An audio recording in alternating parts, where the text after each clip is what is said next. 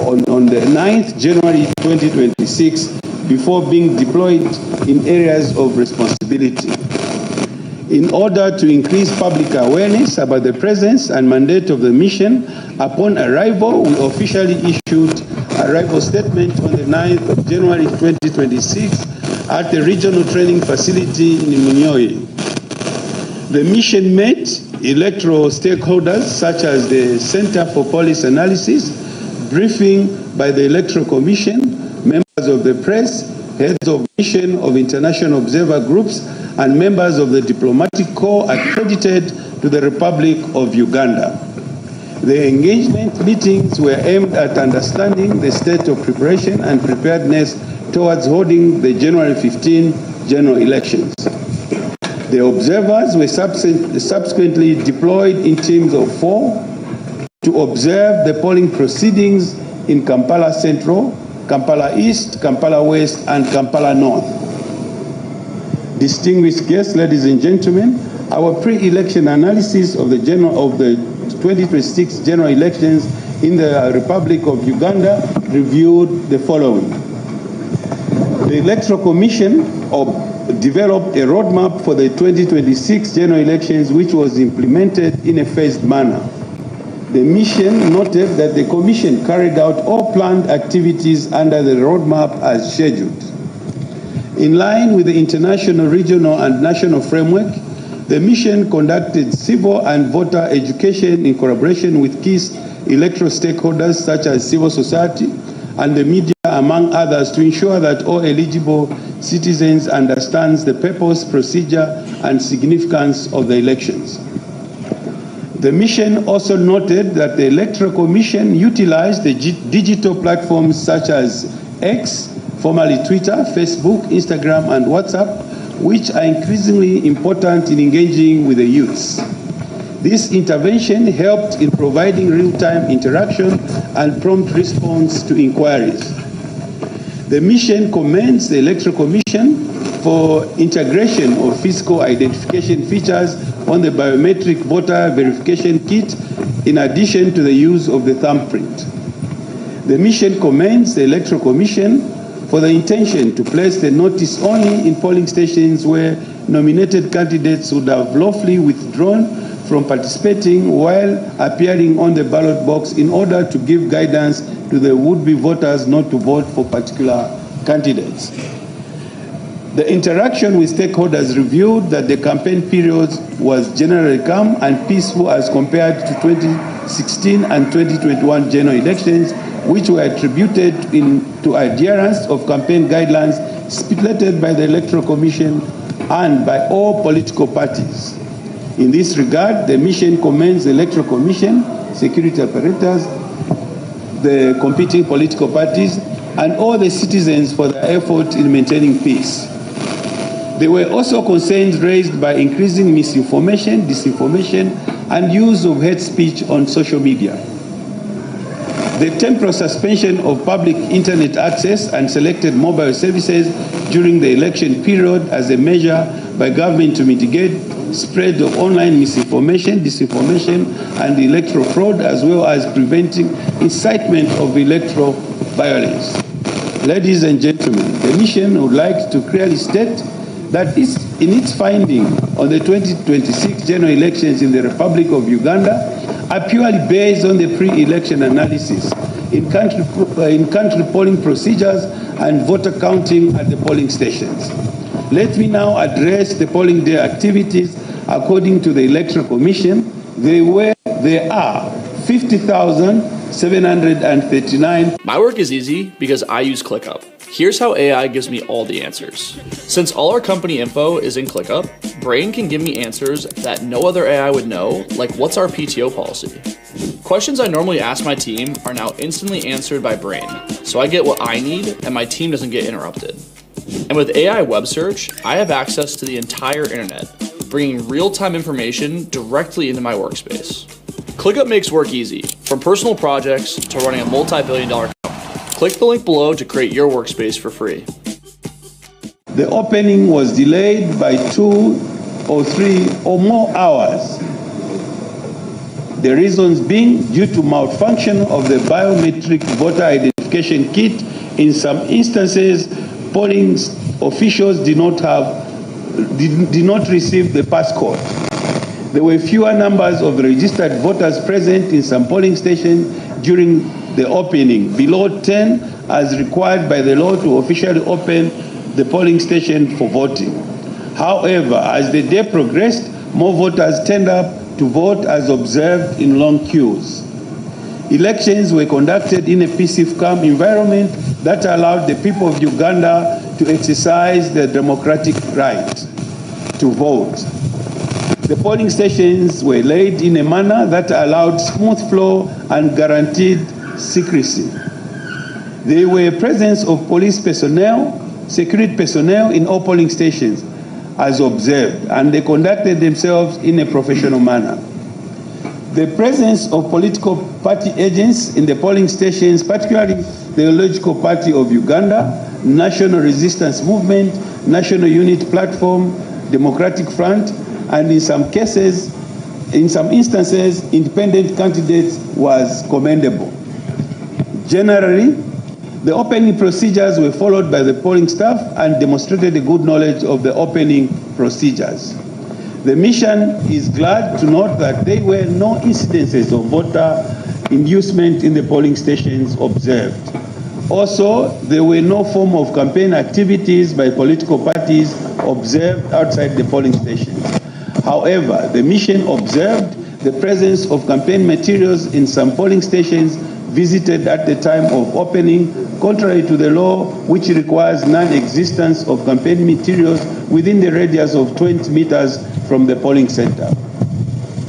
Our mission had the opportunity to observe the voting procedures in a significant number of polling stations in Kampala City District. The mission is gratified to report that notwithstanding the delayed opening of polling stations, the voting process unfolded in a serene and orderly manner.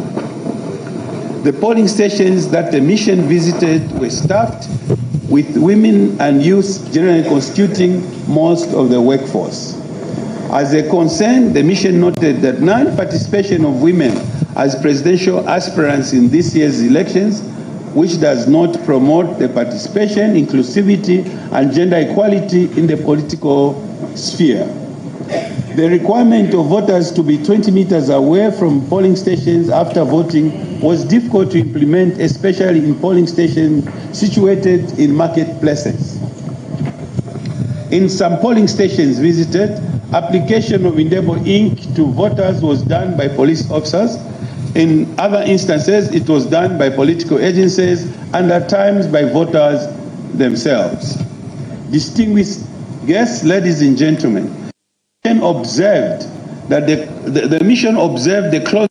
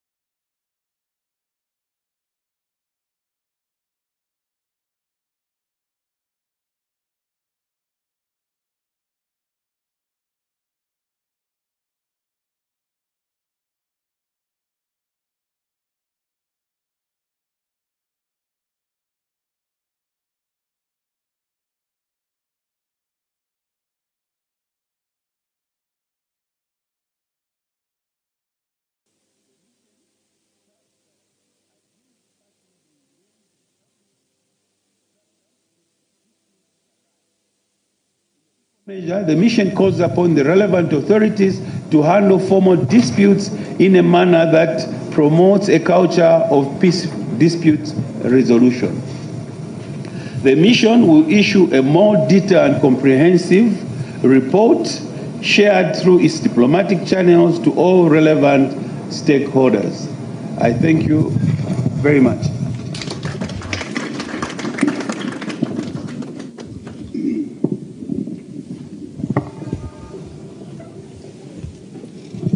Thank you so much. So that was the report from the International Conference on the Great Lake Region Parliamentary Forum. And now we go to the last report from Honorable Ambassador. I would want to say your name so that I pronounce it wrongly, but I believe it's Ndadaburishimana. Thank you. Thank you, Program Director.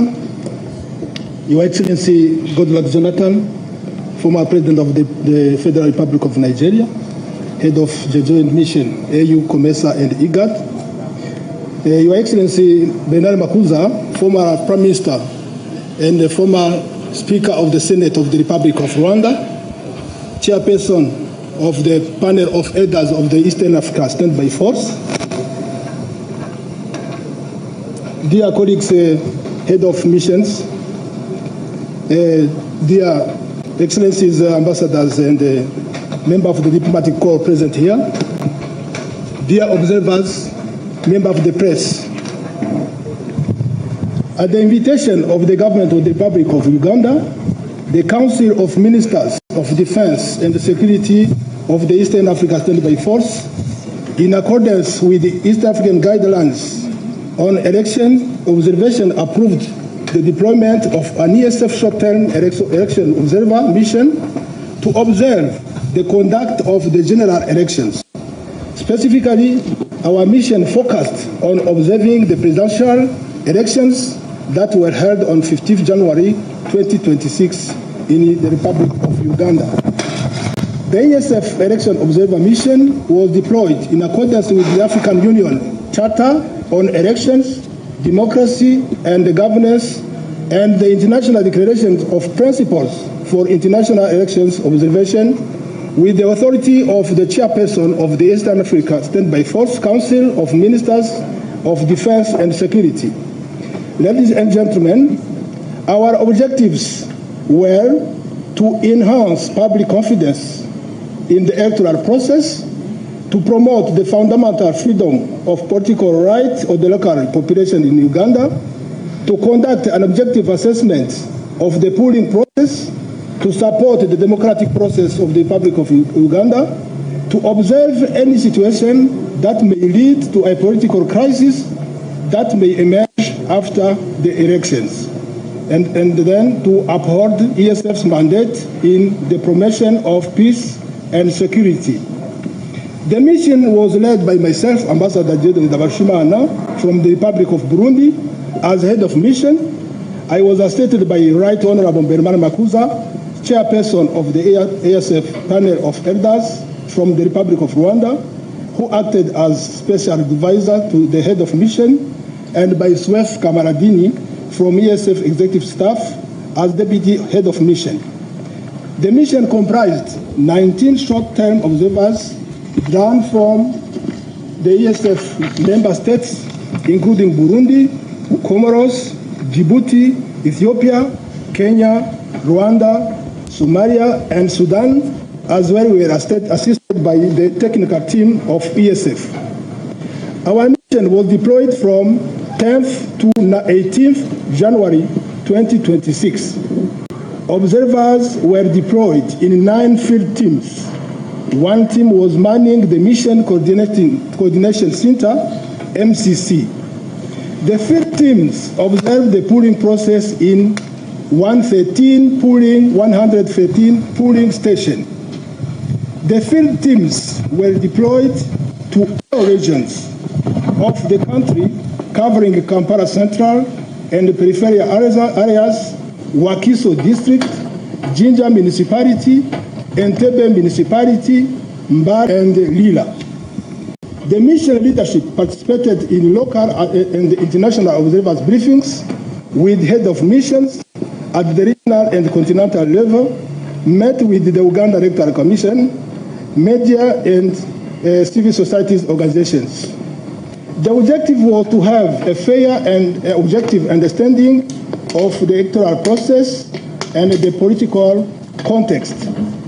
We have the pleasure now to present our main findings.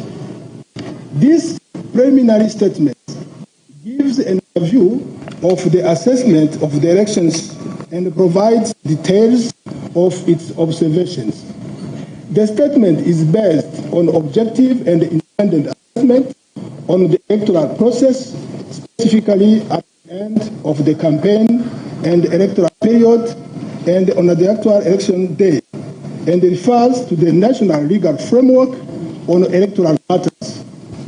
These include the last days of the campaign and the management of election day operations, including the counting process. Our key findings are the follows.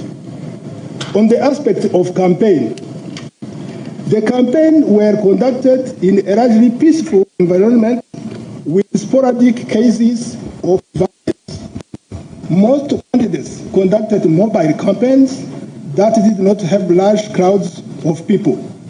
The campaigns were mainly done in local dialect. The teams observed use of state sources in some cases, which is contrary to the law. The presence of security personnel was also witnessed. On the aspect of security, voting was largely peaceful in all polling stations, observed despite some anxiety that was noted in a few voters, especially those who reported early to cast their votes but were unable to do to the delay in the commencement of the voting process. In addition, there was a clear and heavy presence of security agents across all polling stations observed. On the aspect of time, most polling stations observed opened late, mostly due to the late delivery of the election materials. In some polling stations, elections officials failed to report on time, hence affecting the preparations of their stations. In most of the polling stations observed, the biometric voter verification kit, BVVK, failed to work, occasioning the late commencement of the voting process, which was long after the stipulated time at 7 a.m.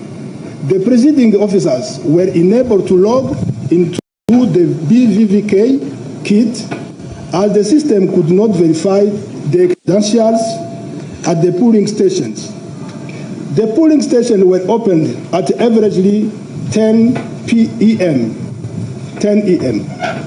In order to mitigate the situation, the Uganda Electoral Commission issued a directive for polling stations to use the manual voter register for purposes of voter verification prior to casting of ballots. On the aspect of communication, the nationwide internet blackout, which started on 30th January 2026 at 6 p.m., negatively impacted the work of the observers, since information could not be shared in a timely manner between different teams deployed in the different areas. My work is easy because I use ClickUp. Here's how AI gives me all the answers. Since all our company info is in ClickUp, Brain can give me answers that no other AI would know, like what's our PTO policy. Questions I normally ask my team are now instantly answered by Brain, so I get what I need and my team doesn't get interrupted. And with AI web search, I have access to the entire internet, bringing real-time information directly into my workspace. ClickUp makes work easy, from personal projects to running a multi-billion-dollar company. Click the link below to create your workspace for free. Local observers. Our mission encountered very few local observers in the polling stations that they visited. This brings into question the process of registration of domestic observers. On the aspect of training of polling staff, In general, a significant lack of harmonization of processes in the polling station was observed, which pointed out a lack of proper training of the polling staff. In certain instances, we observed the presiding officers handling the voter register while issuing ballot papers, at the same time leaving other polling staff with no work to perform. We also observed the voters being inked on different fingers, which differed to the set guideline, which indicated that fingers are to be inked on the voter's cuticle on the right hand thumb. On the aspect of closing, due to the late opening of the polling stations, closing was extended by 1 hour from 4 p.m. to 5 p.m. However, this communication came very late, and some polling stations were unaware of this directive and even questioned the veracity of the information. On the aspect of counting, the observer teams indicated that the vote counting process in most areas were conducted smoothly and in accordance with the law. In a few polling stations, the 20-meter rule that ensured the public did not overwhelm the polling station was not observed. On the issue of gender balance, in the 113 polling stations observed, 56% of the polling officials were female. Ladies and gentlemen, recommendation. Our mission recommends the following: urges all the stakeholders to take note of the objectives and findings to improve future electoral processes in Uganda. Encourages continuous civic education in support of efforts already in place. Urges restraint to all stakeholders and further encourage adherence to the Constitution and the laws of the land in the case of contestation. In conclusion, based on its observations and findings, our mission concluded that the electoral process took place in an overall orderly and calm manner. This preliminary statement will be followed by the final report, which will be released within 90 days to the Republic of Uganda and shall be available on the ESF website. I thank you very much.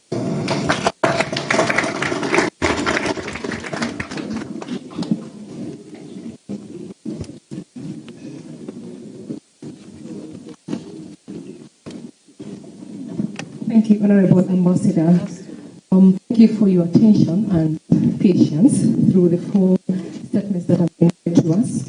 We've listened to the statement from the Joint Mission of the African Union, COMESA and IGAD, by His Excellency Jonathan Kirk. We heard from the East Africa Community, from Honorable Madam Eda Mwabogiza. We also heard a statement from the International Conference on Great Region, Parliamentary Forum, read to us by Honorable Mrs. Moyo, and finally from the East Africa Standing Post, read to us by Ambassador Jabarishuri Mana. Members of the press, this is your session. If you have an opportunity to ask questions, if any, seek clarification from any of the statements that have made before us. As you do so, please state your name and the media house that you represent. Keep your questions brief and to the point.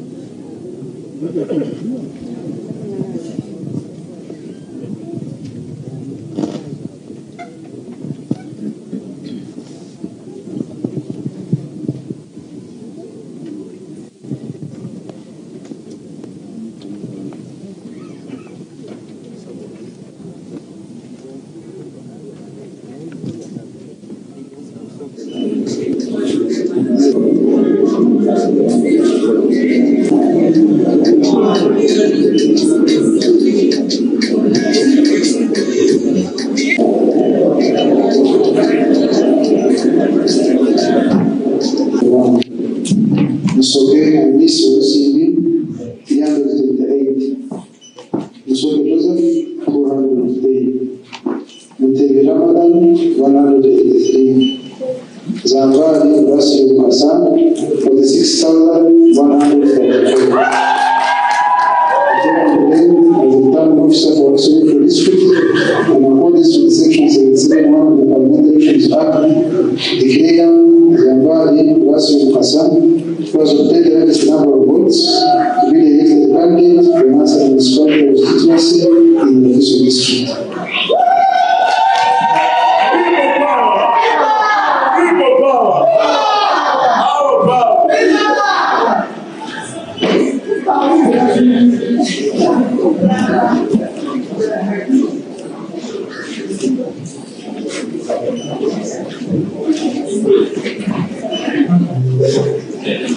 Let's think about Uganda. Let's avoid self-seeking goals, things that will put Uganda into trouble. We come into election not to fight. This is not a battle. This is not a war. We are here to bring ourselves to those who are going to vote us, and people will choose their leaders. And we believe that's the democracy we are talking about. Let's have a free and fair election rather than going into battle, rather than going into running battles. I was telling my campaign agent and those who saw me where I voted, I got a lot of issues. The soldiers were chasing us from the voting areas. And they arrested some of our people. And they also arrested some of our people. I think that should stop.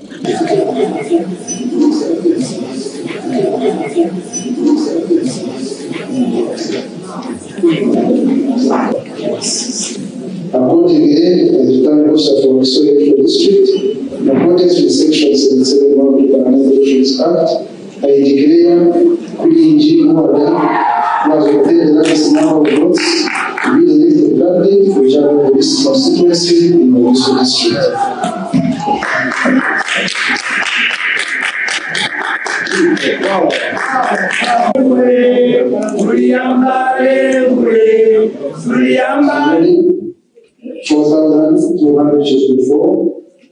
Now to what I did in the 172.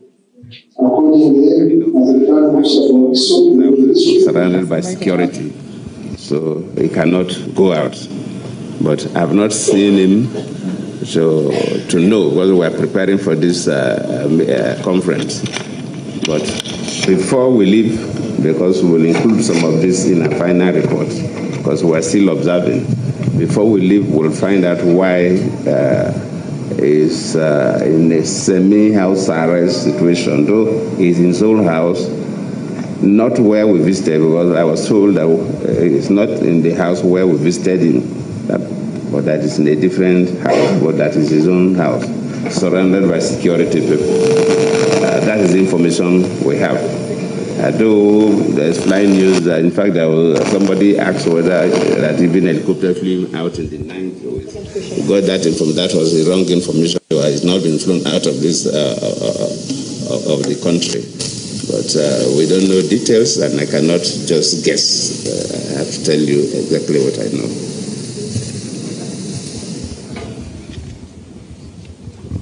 Somebody asked evidence of ballot stuff.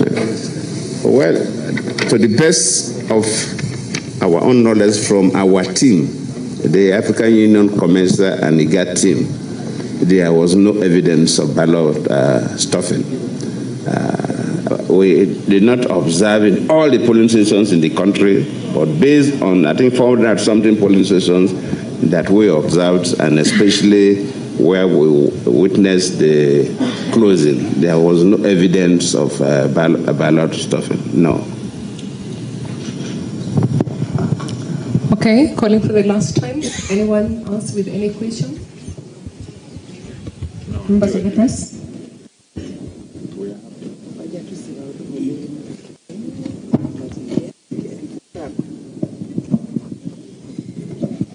My name is Akre Papa, and I work with Millennial News. My question to His Excellency, Jonathan Goodluck. Sir, given the fact that the internet was shut down, did you get a chance to hear from the Electoral Commission on how they were receiving these results from the regional tally centers and the polling stations on the ground. Thank you so much. Because we got information about the internet on Tuesday. In fact, we thought it was our time now, but it seems this government is making it very impossible once again. But people of Uganda, I want to thank you very much. You have spoken. You spoke. Your voice spoke. And I know they must be feeling it. They are feeling it. And one time, one day, we are going to overcome. We shall get there. We are not jubilating now, not because we have not gotten any victory. Some of us have been declared as winners, but our colleagues inside there are still suffering. So it has been a lot, I must say. Thank you very much, Honorable Zahara. We can now qualify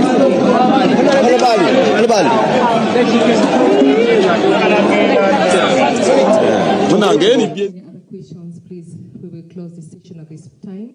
But allow me to appreciate all members present here, starting with the various heads of mission, the committee represented here, the observers mission, or rather observers who went to the various missions, long hours of dedication, some in very rough terrains, drafters of the various speeches, communication and visibility team, coordinators of the various missions in here. Thank you so much. And of course, our drivers who went to very long drives. Thank you to you all. As you go home, we wish you journey masters and a prosperous 2026. Thank you.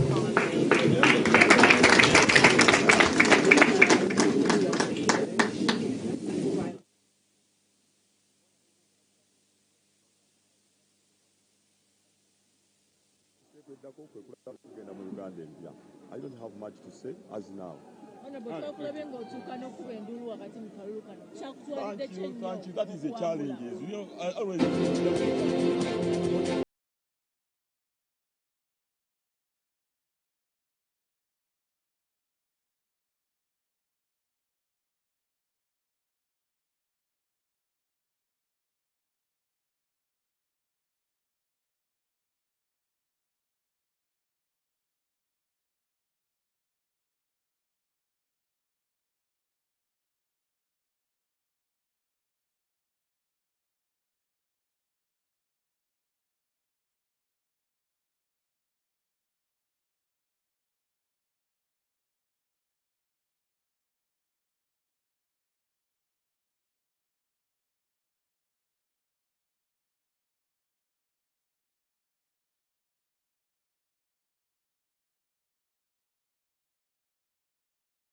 NRM supporters of Madina Nsereko.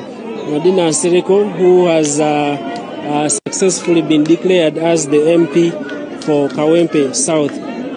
Madina Nsereko has beaten a man popularly known as Chairman Nyanzi or Nyanzi Sentamu. Madina Nsereko managed to garner 18,591 votes. And the contender, Chairman Nyanzi, garnered 11,222 votes. Accordingly, there are other candidates who have been declared here, including Zahara Ruika. Zahara Ruika of the National Unity Platform,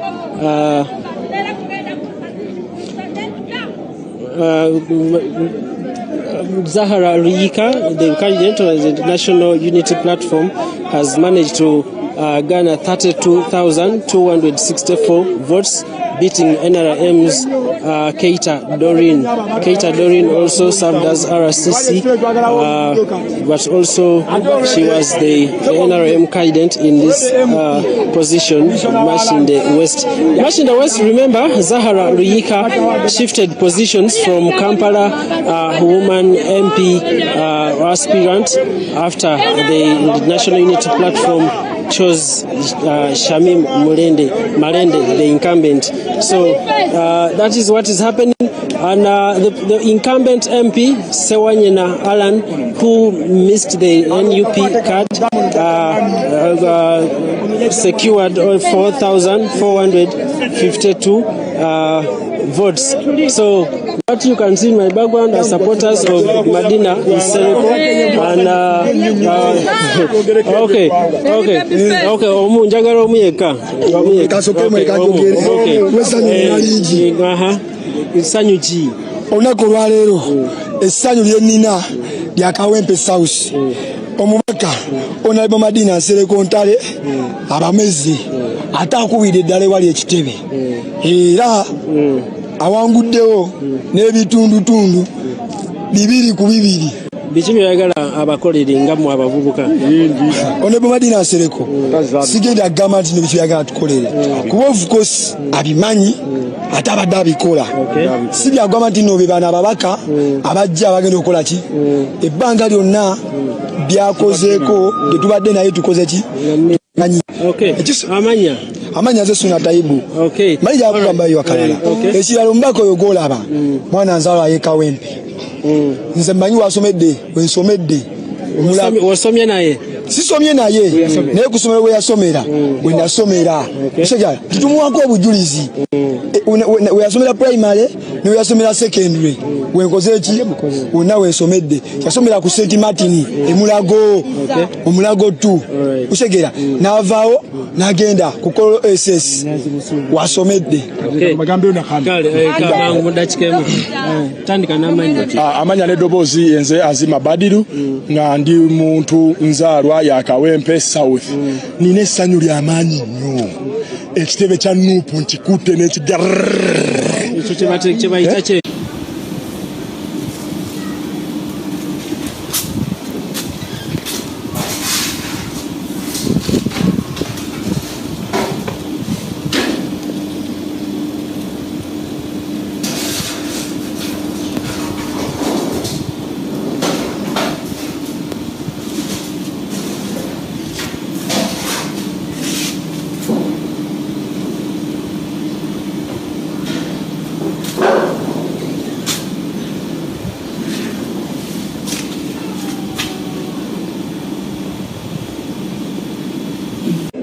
Kuluno twasabye katukulemberweko mama tulabe yatulera. So those are some of the supporters of Madina Sereko. So like I was telling you that the other declared candidate here is Ali Kasirye Muryanyama, commonly known as Muryanyama. That is the candidate for NRM, Machinde East, who managed to garner over 17,000 votes.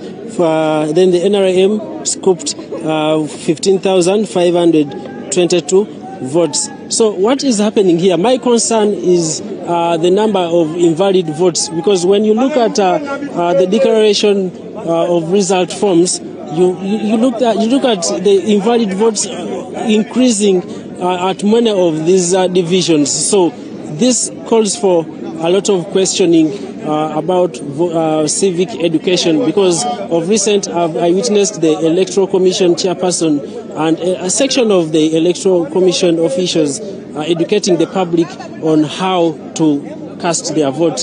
But you find that if in a constituency like Rubaga North and Rubaga South, there are over 3,000 invalid votes. So you question why, where is the problem? These are some of the areas that need to be looked at. The returning officer of Kampala district, that is Muhasa Rashid, is now left with 2 positions to announce, and that is the Kawempe North constituency and Kampala district woman MP. Kampala district in total has got 10 slots of the parliamentary cake, which has to be shared. So far, NRM and National Unity Platform have booked positions to have a share in this cake. So we shall be giving you what happens as we get the results from the returning officer. The mood here is a bit energetic. There are those who have beautiful smiles. There are those who arrived with beautiful smiles at the start, but right now the smiles have disappeared. You know why. So that is what is happening here. My name is Daniel Mugoya. We shall be giving you more updates when they come in. Thank you very much.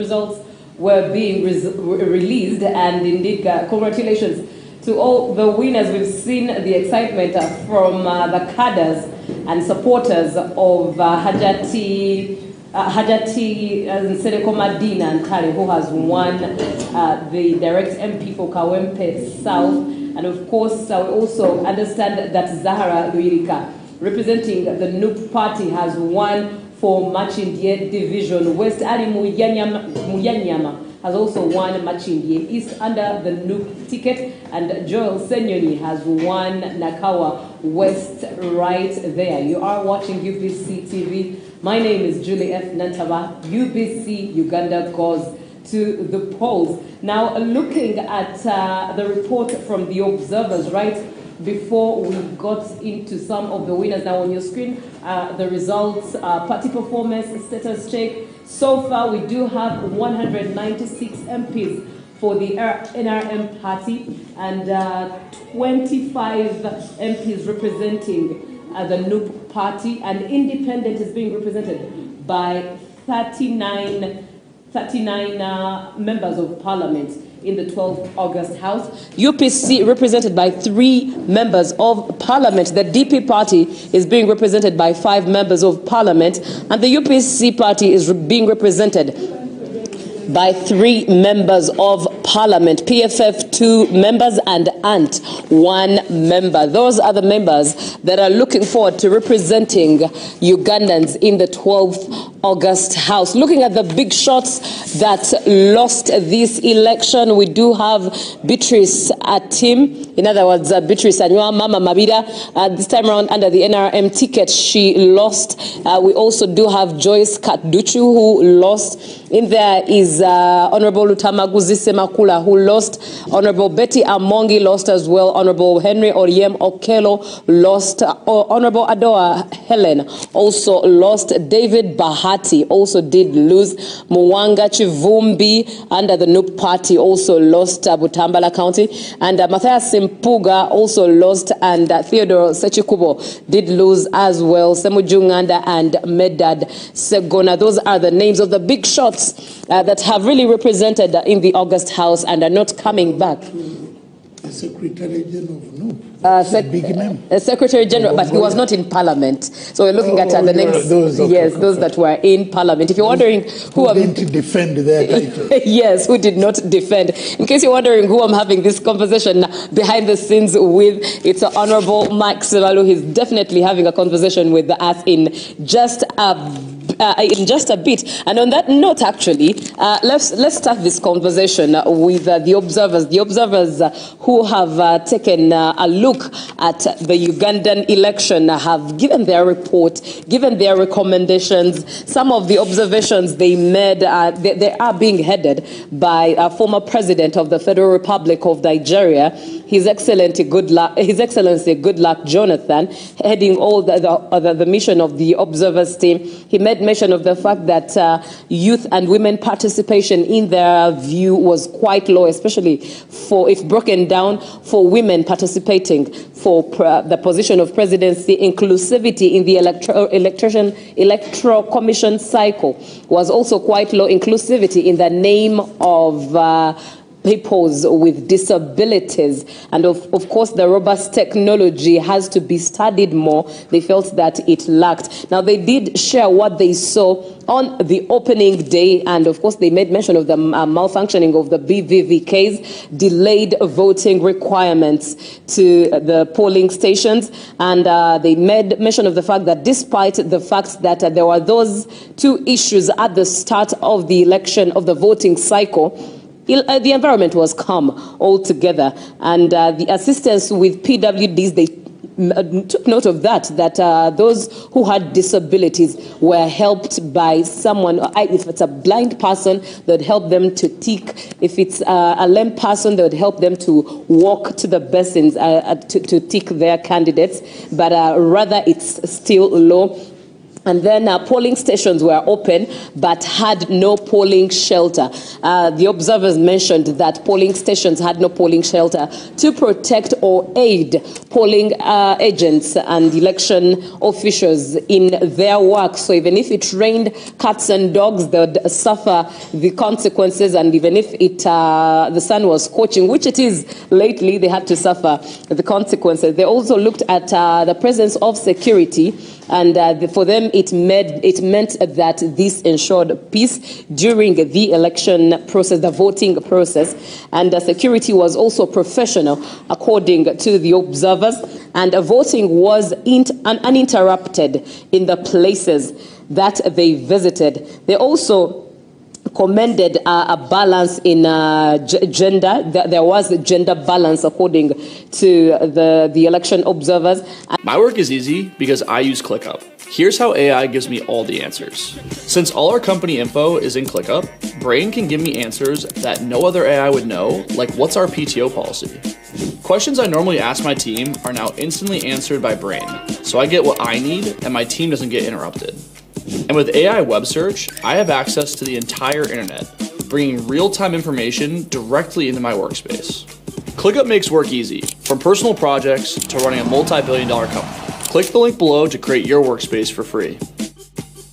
Who are female candidates who are participating. First and foremost, the fact that the male candidates were the only ones representing as presidential candidates did not cut it. That means for all other candidatures, that the numbers of female candidates had to be stated. The statistics had to be stated. And they also recommended that there was a need to make indeed public shelters for polling officials, but also the issue of the internet. The observers stated that information needed to be available for voters, especially on the internet, and internet needed to be accessed.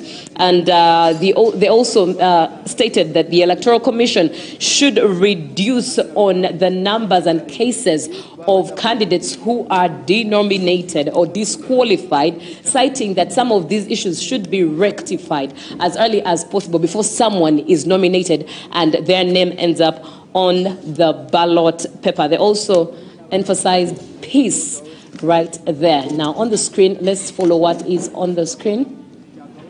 Shamim Malende being declared heading to the Kampala Tally Center at Kololo as they declare Shamim Malende as woman member of parliament for Kampala. Let's take a listen.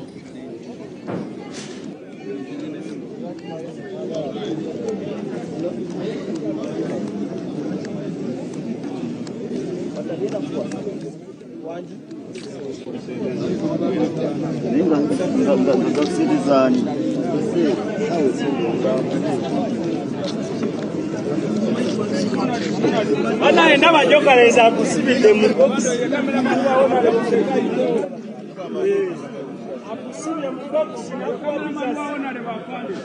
Ogajaja mwami kwa sawa mbeka onambi nakuteba. Ogajaja mwami kwa sawa mbeka.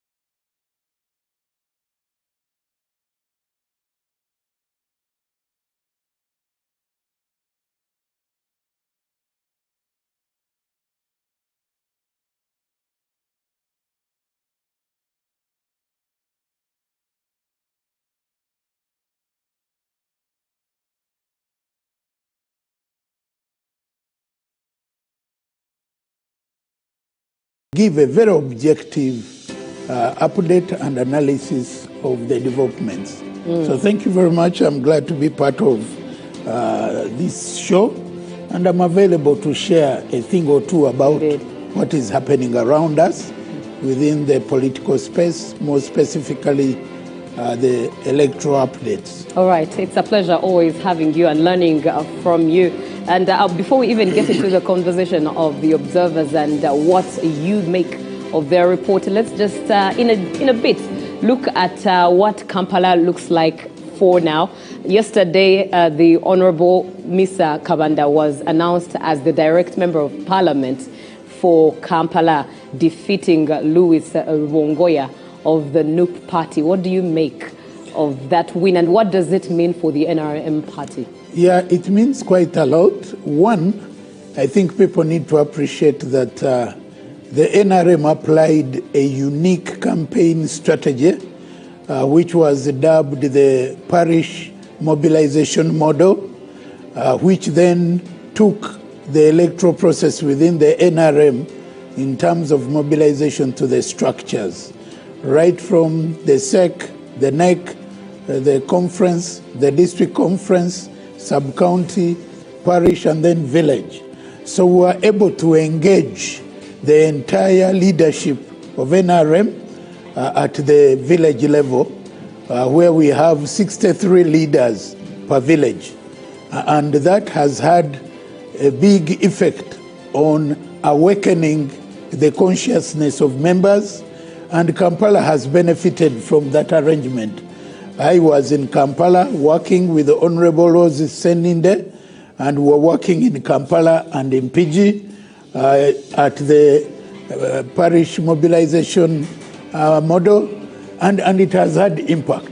So what we are seeing in terms of the voter turnout, in terms of performance, has been an outcome of a deliberate strategy, an intentional strategy, and a purposeful strategy. And that's why we've been able to get even other MPs coming out.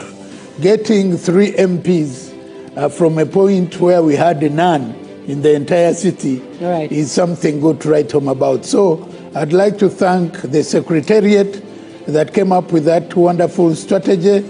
I'd like to thank the coordinators, and I would like to thank the chairpersons of the NRM districts within Kampala that made a great contribution to what we are seeing. All right. And what you can see on your screen right now is a congratulations for Honorable Shamim Malende as she holds her form, declaring her as the official member of parliament for the 12th August House right there. We'll definitely be getting sound and what the sound that matches that footage in just a bit. But Honorable Mike Sabalu, just to come back to our conversation on what this means for Kampala. Yesterday, as the Honorable Mr. Kabanda was being congratulated, some questions that came through for her were in regards indeed to her campaign. Her counterpart, Louis Lubongoya, definitely is not satisfied with what came out of the result. But she also talked about her style of campaign, and she made mention of the fact that Louis Lubongoya did not campaign. He was overly confident and took it rather for granted. Do you think it's the same story? Yeah, I just want to say that I do agree with Minsa Kabanda in terms of campaign strategy. She campaigned, but also the party structures were available to campaign for her. Just like I told you, I was part of the team that worked in Kampala. We made the 63 leaders that make up Central Division in all the parishes that make up Central Division. A situation where you have a structure, you know, a good campaign depends on 4 serious pillars. The first pillar is candidate. Honorable, kindly allow me interject there as we hear from the Honorable Shamim Malende, who's looking forward to serve Kampala in the 12th August House. Currently, especially, the disappearances, the abductions, the illegal arrests, but above all, the fact that our President, Robert Kyagulanyi Ssentamu, his life is actually in danger. Right now, I specifically want to thank the people of Kampala for entrusting me with this mandate once again, and I promise not to disappoint. The biggest task that I'm going to handle is, first of all, to ensure that we defend our victory at the presidential level, because I know and I'm sure that the people of Kampala and Uganda did vote and have voted for Robert Kyagulanyi Ssentamu. I'm going to embark on the issue of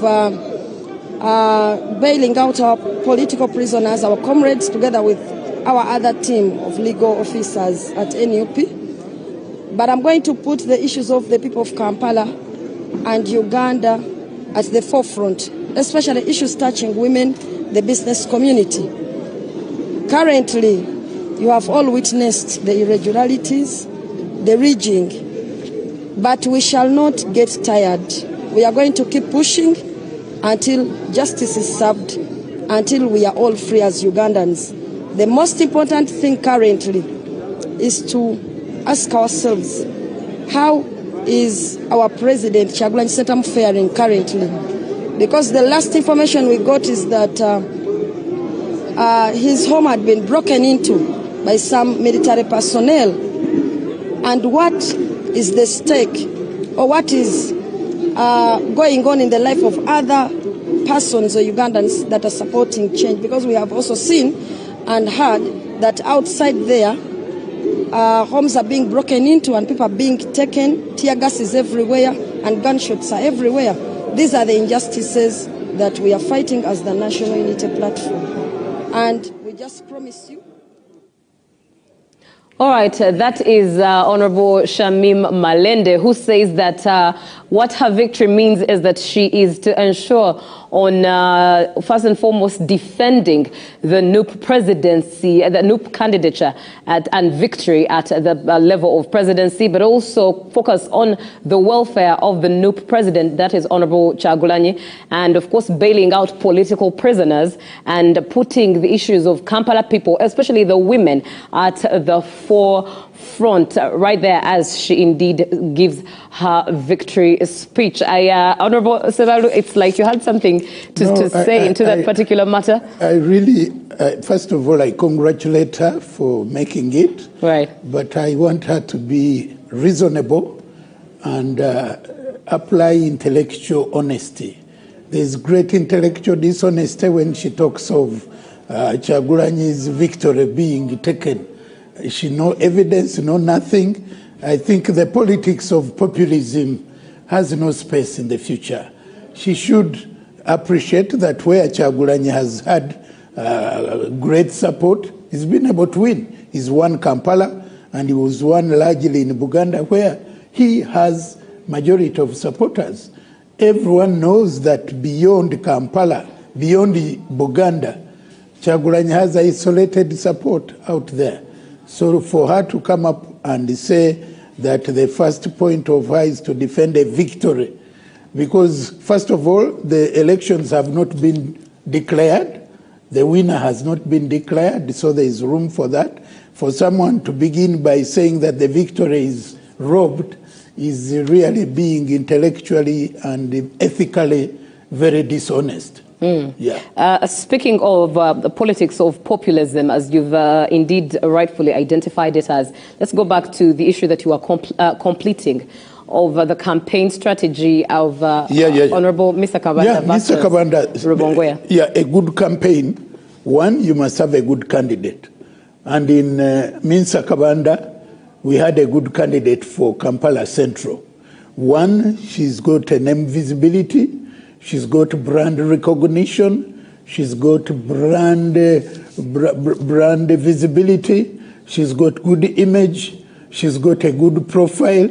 So when you talk about Minsa in Kampala, it is synonymous with the Kampala. She's been in the politics of Kampala as a councillor at LC3, at LC5, and she is currently the minister in charge of Kampala. And she's been able to articulate the issues of Kampala. So for her to stand in Kampala Central, she was overqualified for Kampala Central. And when you talk about Lubongoya in Kampala Central, in the issues of Kampala Central, he's an alien. He's a stranger. He's not served in any position in Kampala politics. He's not been anything in Kampala politics. If anything, he got a lot of votes unexpectedly.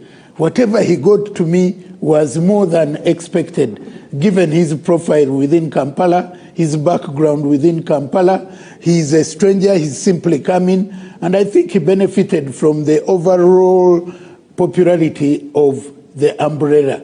It was not about his qualities, it was more about the party. So for him to complain about Minsa is to be dishonest. So first, the candidate was more credible, was more compatible with the people of Kampala.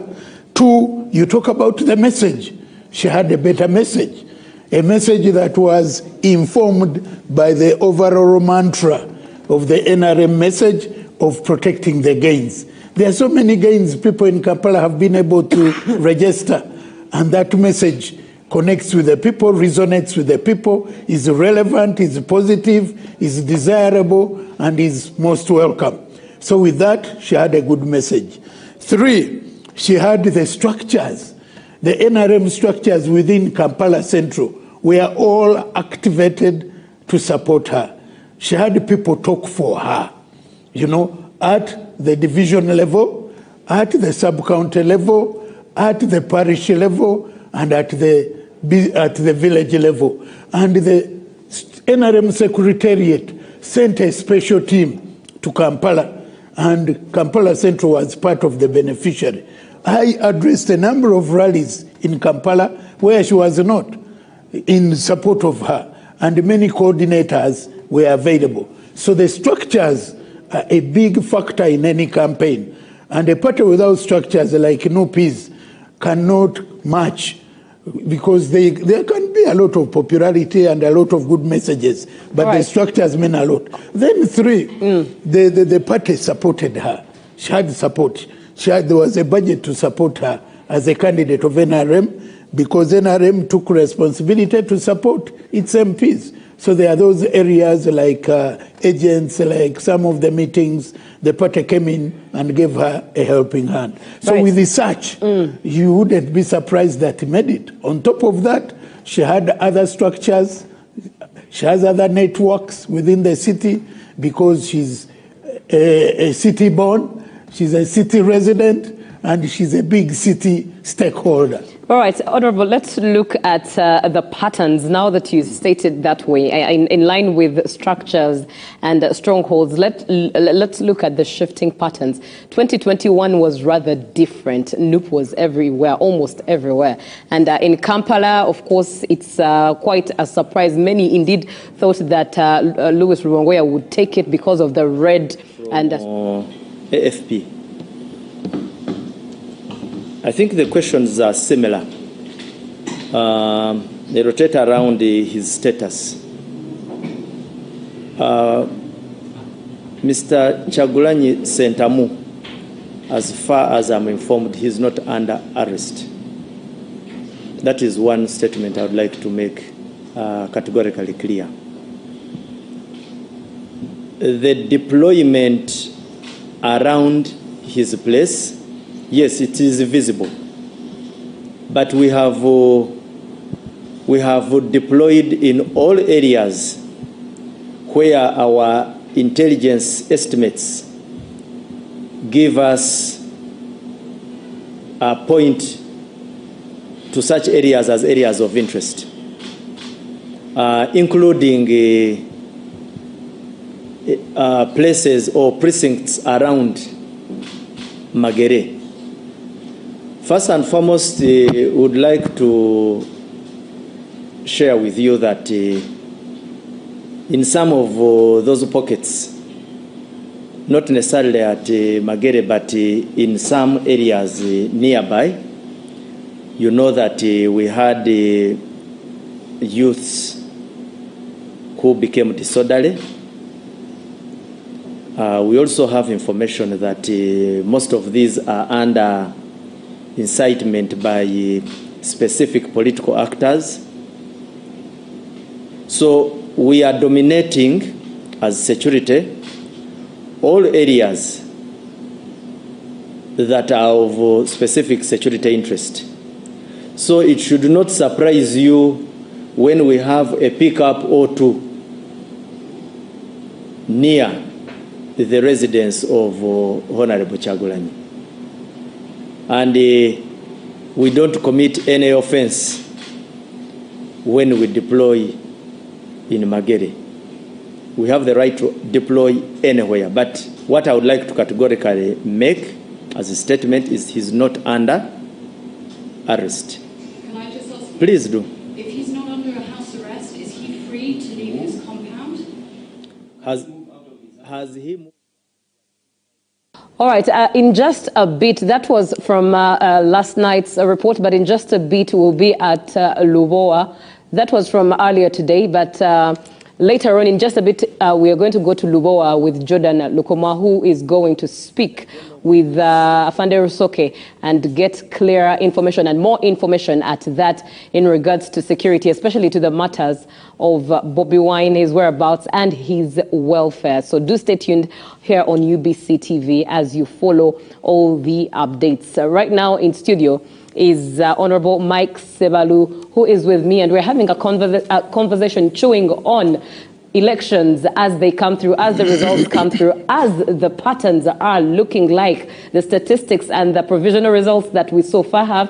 In just a few hours before 5, we shall have known. If anything, at 2 p.m., when Justice Simon Byabakama comes back, if anything, he probably might tell us and give us the final result of Uganda's constituency as to who is the next leader of Uganda's constituency 2026-2031. Julie F. Nataba here with you, and coming back to you, Honorable Mike Sebalu. Indeed, now I was asking you of the shifting patterns. Right now, what we've seen, 2021 was a wave. The name was a wave. Yeah, it was. And 2026, it's different. It's different. Where you expect NUP, you see NRM. NRM is actually making surprise wins in different areas. What do you have to say is an affiliate to the patterns? Yeah, I think what we need to appreciate is that different political or electoral cycles are influenced by the factors pertaining on the ground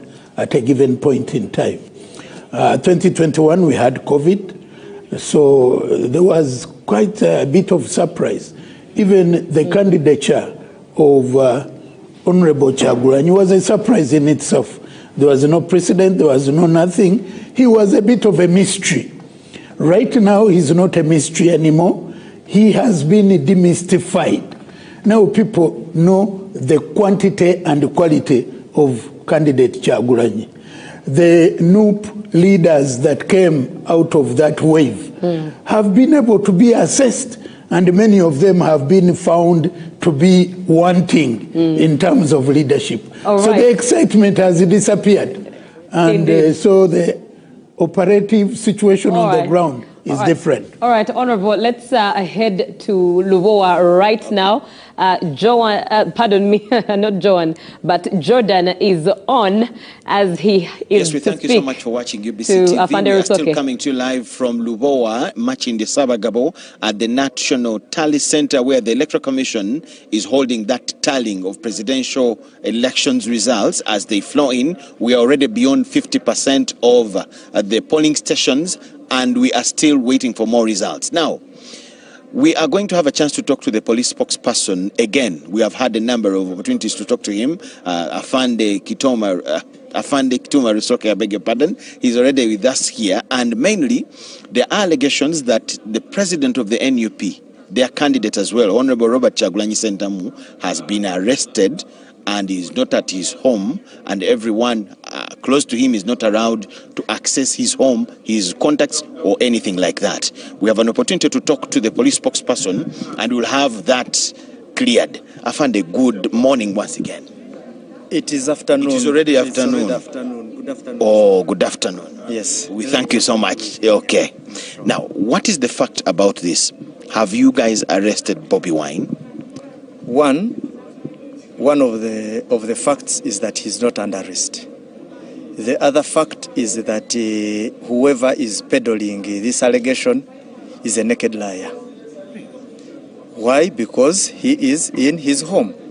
And I guess you need to give the people the extent of the naked lie they gave. One, they said that we had deployed a chopper which came, airlifted him and took him to an unknown destination. Yes. Lie. It's not true. Is there anything that has happened that could have been misinterpreted as an arrest? No, they are trying to be relevant, and this is not the first time that they peddle this kind of lies. They come up one day, say people have been killed, then it's not true, then they wake up another day. It has been a song. The only difference is that people still believe it. That's why they have found it. Because in other countries, you lie like this, you are even supposed to resign. You get it? But these are people who society has come to accept them. They are not answerable for their immoral conduct. They seem to be in a comfort zone of sorts. They say you have denied access of his close kind of relatives and party members and his officials. They cannot access him neither on phone nor you have even cordoned off his home. They are not allowed to enter. At least if they entered, they would know that he's not arrested and come to tell the world a different story. Have you stopped anyone from accessing him, and why? There is deployment around Magere, like so many flashpoints and hotspot areas of the country. Of course, as security, we also cannot allow somebody to use his home as a springboard to cause chaos. But to say that we have sieged him and is under arrest is an overstatement. So what about the allegation that you have denied them access to the home? No, these are the same people. They thought they would use Magere for organizing a public disorder, and we said no. That's why it is a no-go zone. Who said it's no-go zone? That's what they say. It is a zone. Have you denied some people from accessing? It is a zone where they cannot go the way they want to do things wrongly. Yes, that's what I can say. Okay. So some people can't access it because of the information you have? They can't access it the way they want, and to particularly to fulfill the ulterior or those insidious motives. To calm down the situation and the worries and the suspicions, how can you help the world to know that the man is there, he is with no problem and he's okay? Let them believe us. The man is there. Only that, unless you are saying that again, we should pull him out of his house to parade him before public, which is indecent. If that's what it may take. No, he's there. How about his phone calls, his contacts, is what they can't access him? I can't go into those details. What brought me here, you got information that he was not there. I have answered you, exactly. Okay, still around security. We've heard of some places that had shootings the previous day, people arrested. Is it Machindie, Samatuga? What happened last night in those places as police, if you can tell the world, and those who may be scared of going there, if they have relatives there, what happened and what is the state of affairs in those places? First and foremost, nobody should get scared of going around with his normal business. It is only lawbreakers who need to think twice. You cause chaos, you don't cause chaos and then start asking the outcomes of your chaotic behavior. Do your business well, go your normal business. If you have any discrepancy, go and use lawful and legal channels. Challenge whatever you want to challenge, but do not dream of using violence, because violence begets violence. Secondly, you cannot control the outcomes of violence. Because what some people want to do is to be violent and then question the outcomes. Why hasn't it come out this way? No. Once you begin a war, how it ends is purely, totally, it is a totally different business altogether. So we have to appeal to people. Use legal channels, means and approaches in any area where you feel there is a what? There is a conflict. There were incidents in a few areas, pockets of the Greater Kampala Metropolitan, but in those flash areas we sorted it out.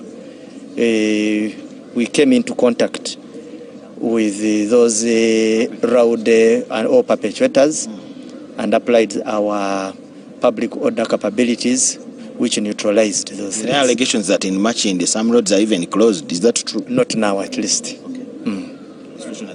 And even if it was to do, we would apply countermeasures to ensure that there is tranquility.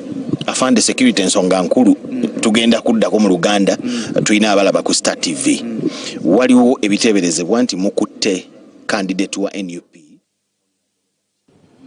All right, that is Afande Chituma Rusoke, the police spokesperson, giving us a report of what security looks like right now, and to one who was worried as to the welfare of Kyagulanyi. He mentions that he is safe and he is at his home in Magere, and also says that those who want to organize public disorder indeed have been stopped from accessing him at Magere. And so he says that with the pockets of insecurity here and there that you are seeing should not stop you, who is a peacekeeping citizen, from going about your business for as long as your intentions are well-meaning. And thank you, Jordan, from Lubowa, for giving us that insight into what the stand of security is like right now. UBC UG polls 2026. We are looking at the state of affairs as the votes are being counted for who the next president of Uganda is going to be. In studio, I do have Honorable Mike Sebalu, and we are chewing on matters here and there as they come through, and of course as the conversation does flow. Honorable Mike Sebalu, we were talking about the patterns, and indeed you did mention that 2021 NUP was not tested, it was a mystery, and 2026 it's known, so people knew what they were voting for. Yeah, it is demystified because that time there was a wave. People got excited. They took decisions without serious thinking, without serious consideration. And in many cases, they lost good leaders, replaced them with the leaders who have turned out to be not very meaning in terms of output. And the dynamics that have come up along the way, with the Mpugas and all these breakups, the disintegration, literally, the counter abuses and malignment. So people have come to appreciate what NUP is in terms of quantity and terms of quality. The kind of members that came to Parliament, some of them are yet to make their maiden speech, and yet they are campaigning for re-election. All those dynamics have been able to demystify the mystery around NUP. So coming round, we prepared for them because we knew what they were made of, what they stand for, what they are capable of, and what their ability is in terms of leadership. And so NRM has organized and reorganized, and we've been able to liberate quite a number of constituencies that were hitherto occupied by NUP. Even in terms of performance, NRM is performing much better than it did in those areas that are considered to be NUP favorites. So basically, it is not surprising at all that in Kampala we are able to get 3 MPs so far. And even the average performance at the presidential level is much better. All that can be explained, and it is attributed to the strategy that we used. The strategy of using the structures, the strategy of using the leaders, the strategy of letting the campaign be owned, championed, and undertaken by the leadership across the entire structures. And it is paying dividends. Let's throw light onto areas like Wakiso, where still NUP is rather a stronghold. Yes, NRM has had its wins like in Busiro North, but if you look at Machide Sabagabo, NUP has won, Rubaga South, NUP has won, Busiro East, yes, well, where Honorable Medad was, which is where you were. Simply put it this way, in Wakiso, NUP had 100% win in the parliamentary race in 2021. As we speak, 3 constituencies have been recovered by NRM. That is Busiro North, Busiro South, and Entebbe municipality. Again, it confirms the narrative I'm giving you that we've demystified. And this is work in progress. We are going to liberate all of them. It is a question of time. Now, when we get to what is at the tally centers and what the candidates say is on ground, the stories seem to be different. It is stated for candidates, most of the candidates, that overnight a different statistic is displayed or is told, and by break of day, it's a whole different shift of the paradigm. What do you have to say into this matter? Yeah, you know, we are dealing with competitors who are not ready for losses. When you go into any contestation, if you're a very objective person, you should be able to look at 2 possibilities, a win or a loss. And if you are that objective participant, you should be ready for either. But our colleagues are not ready for any. That's why even at the presidential level, you found that at one point there was a statement by the candidate that he will never participate in an electoral process that is managed by Justice Byabakama. That is on record. Another very prominent member of the same party, to be specific, Honorable Lutamaguzi, came up with even a wild statement where he did indicate that whoever ever participates in an electoral process presided over by Justice Byabakama would be the fool of the century. What was so interesting is that he was on the ballot and he lost miserably. You know, losing someone getting twice as many votes as you got. So with that background, it clearly shows that they entered the race well knowing that they would use anything to explain their loss. You remember at one point, mid-term of the electoral process, again a candidate came up with a statement to the effect that even if he won 90%, he would never be declared. Now, those kind of statements clearly show that someone is preparing for their loss, preparing to give justification that they could only lose because the process is not fair. Otherwise, theirs is a win and only a win and a win and a win. Now, that kind of mindset, that kind of attitude is not democratic because definitely even if you went into the mathematics, you know, as we speak, we have over 200 MPs. They hardly have 30 MPs on their name. We had candidates in all electoral areas. They had candidates they didn't have candidates in over 20 where our members came unopposed. Those are very early signals of a loss if you're talking about a national election. If you can pass with 20 constituencies almost without you having a candidate, that clearly shows that in that area you are simply on the basic minority. And those are scientific. That is the evidence. It's not a dream. It's not a wish. Those are serious early signals of a loss. Right. So it is not surprising at all what is coming out, like Kampala. I'm not surprised that they are having majority because they have some good grounding in Kampala. But for NRM to have some 3 clearly shows the effort we've put in. And I would like to salute the Secretariat, Secretary General, Right Honorable Todong and your team, Madam Seninde, Mobilization Director, and the team. You've done a good job. and the leadership of Kampala, the chairpersons and the decks, you've done good, you've delivered.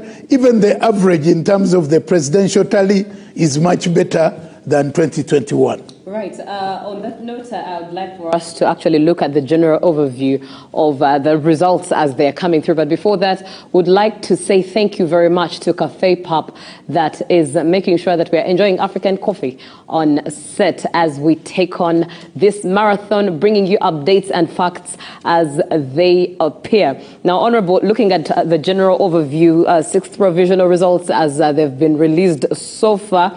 Of course, candidate Yoweri Museveni is in the lead with 7,643,778 votes.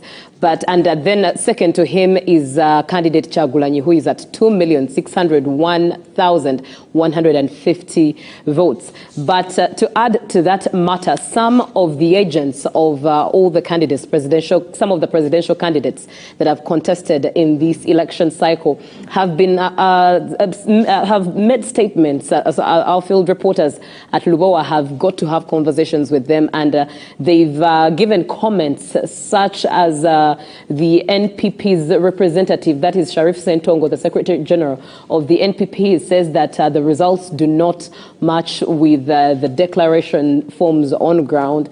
And he also says that the process has not been clean at all, and that Justice Simon Byabakama has not followed the law, especially with the question and event of the BVV case. When it comes to the BVV case, the ANT representative, the one representing General Mugisha Muntu, also said the BVV case was such a shady move, especially with how quickly the decision was made to switch to Ugandans using their registers, manual registers.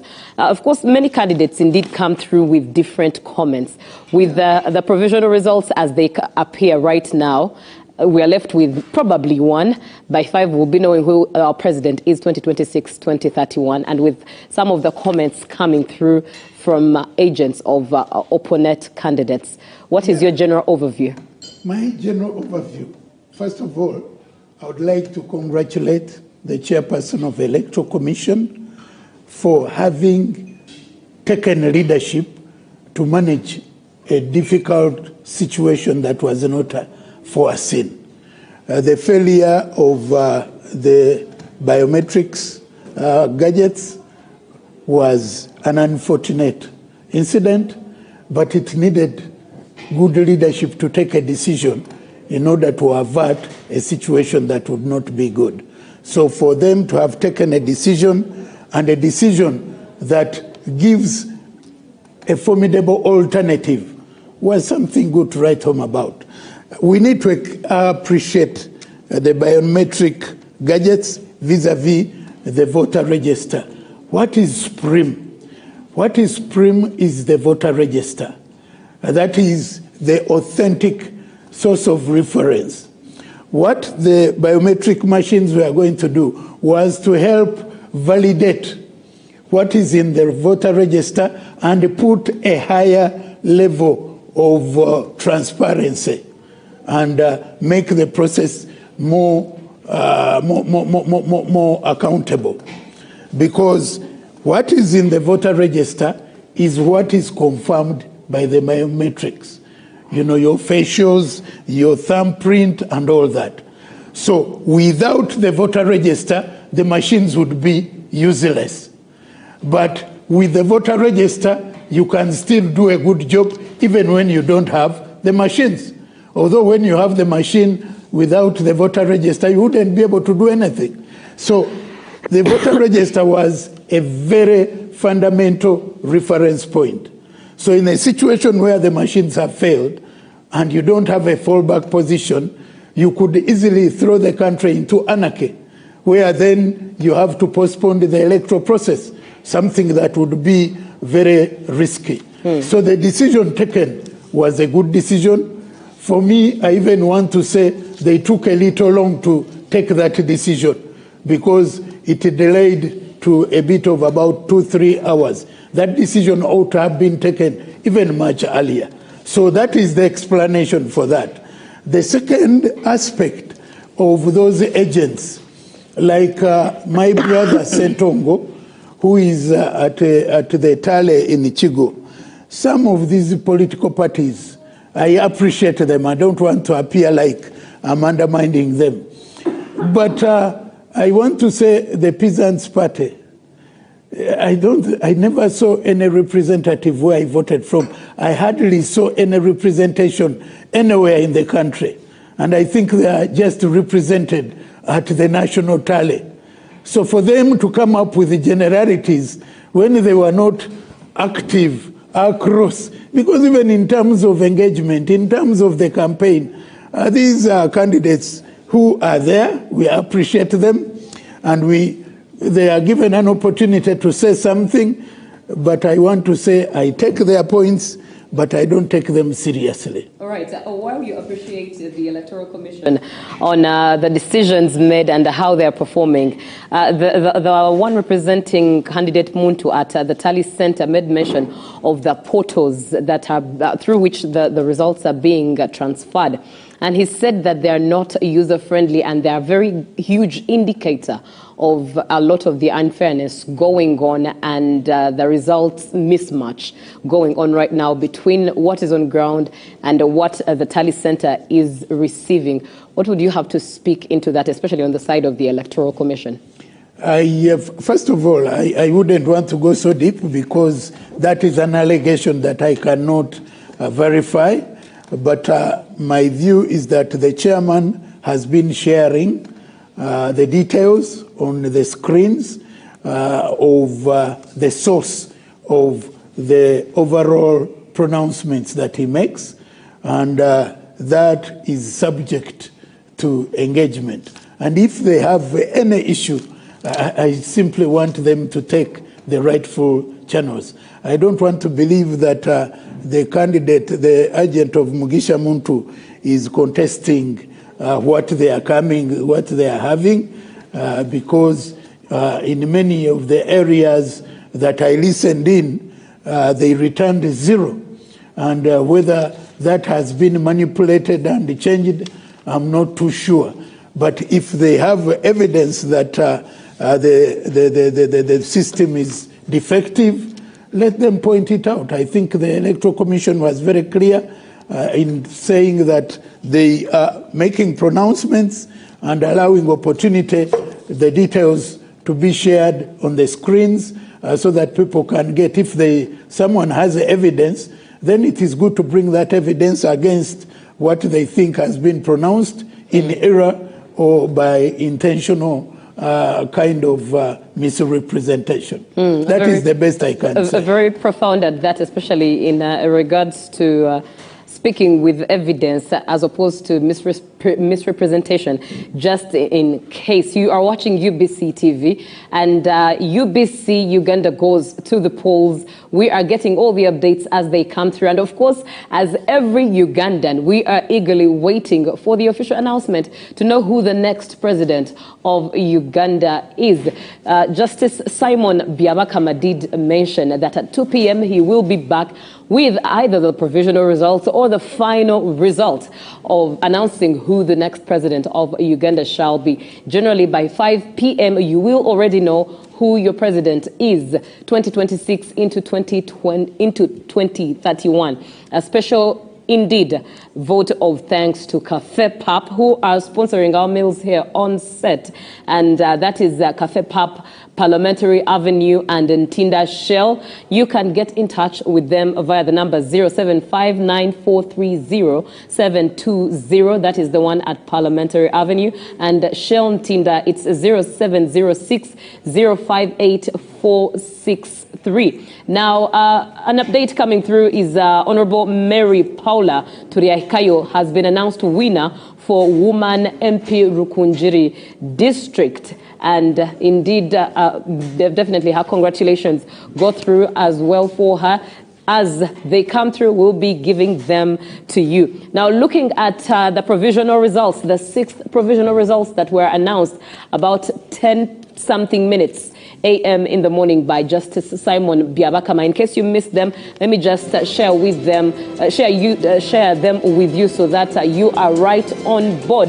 Bulira Frank stands at 44,322 votes with 0.42%, and Robert Kasivante stands at 32,224 votes. That is at 0.30%. Robert Chagulanyi stands at 2,601,150. That is at 24.46%. And Mabirizi stands at 22,274. Pardon me. Mabirizi stands at 22,274, and that is at 0.21%. Candidate Muntu stands at 57,019, and that is at 0.54%. Candidate Munyagwa stands at 30,509, and that is at 0.29%.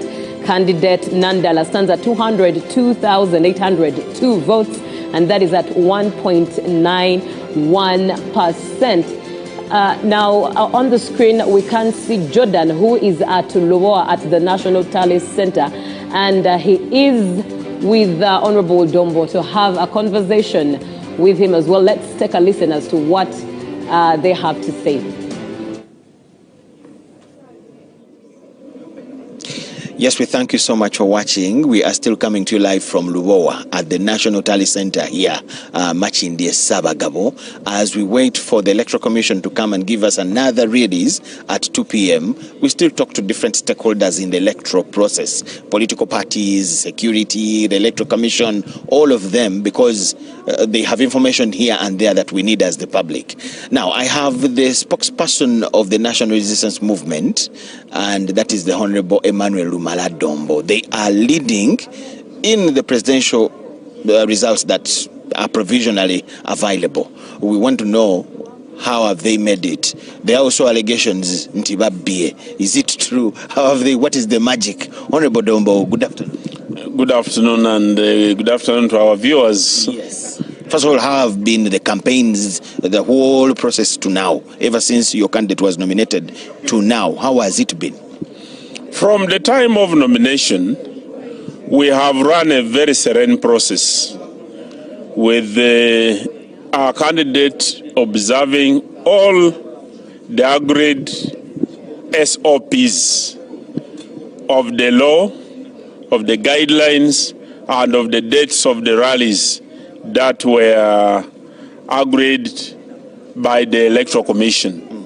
We only had the challenge in Ilango sub-region, where we had to omit 2 rallies, the one of Kole district and the other of Lira district, because of unscheduled or scheduled state duties that were more important than the campaigns, and where the candidate had to go and attend to them. But we had to make up towards the end of the elections, and we moved in all scheduled rallies, including other meetings that were also agreed with the Electoral Commission as a process. So the campaigns has been very serene, very good, and the public has been very enthusiastic, coming to our rallies in big numbers, and at times members of the opposition, or those who don't support us, would allege that we are using school children, but school children don't vote. If the accusation was that we are using AI on the rallies, that we are using school children, how about the voting, which was witnessed by the agents of every candidate? So we have been able to deliver a victory, which is about to be announced by the Electoral Commission. But it took a number of things. The first one, the message of the president in the manifesto.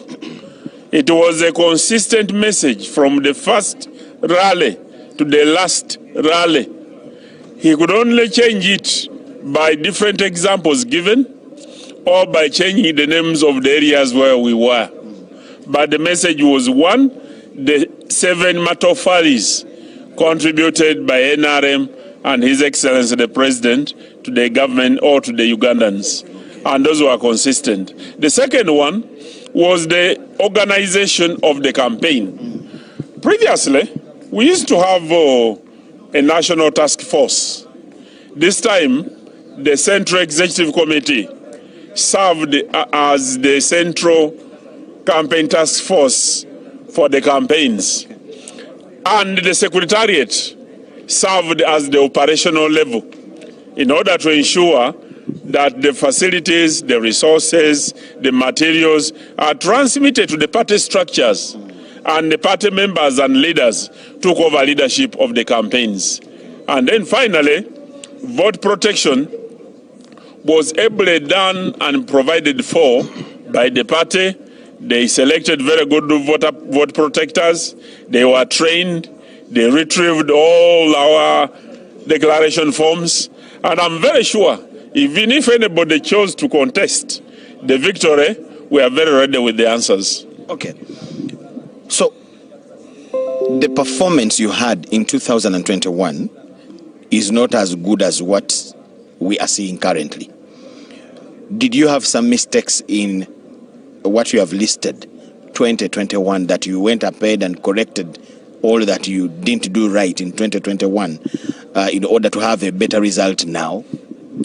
In 2021, there was a pandemic. We did not have open campaigns. The president only addressed, or our candidate only addressed leaders, some of whom did not even transmit the message to the voters, because they had either to rely on mass media, because themselves they were under pandemic and shut down. So under such circumstances, we were bound to perform the way we did. The regulations were not favorable. The president would only meet leaders. There was altercation between the opposition and the security forces, part of which affected our performance as NRM, because we were being accused as if we were the ones sending the security forces to confront the opposition. So there were many things that did not favor us at that time. This time, the organization has been good. The resources have been available. The security improved on their human rights record, handling the population, and all of us have been beneficiaries of the improved status of the affairs. I've seen an improvement in the results in Buganda region. What do you bank that on?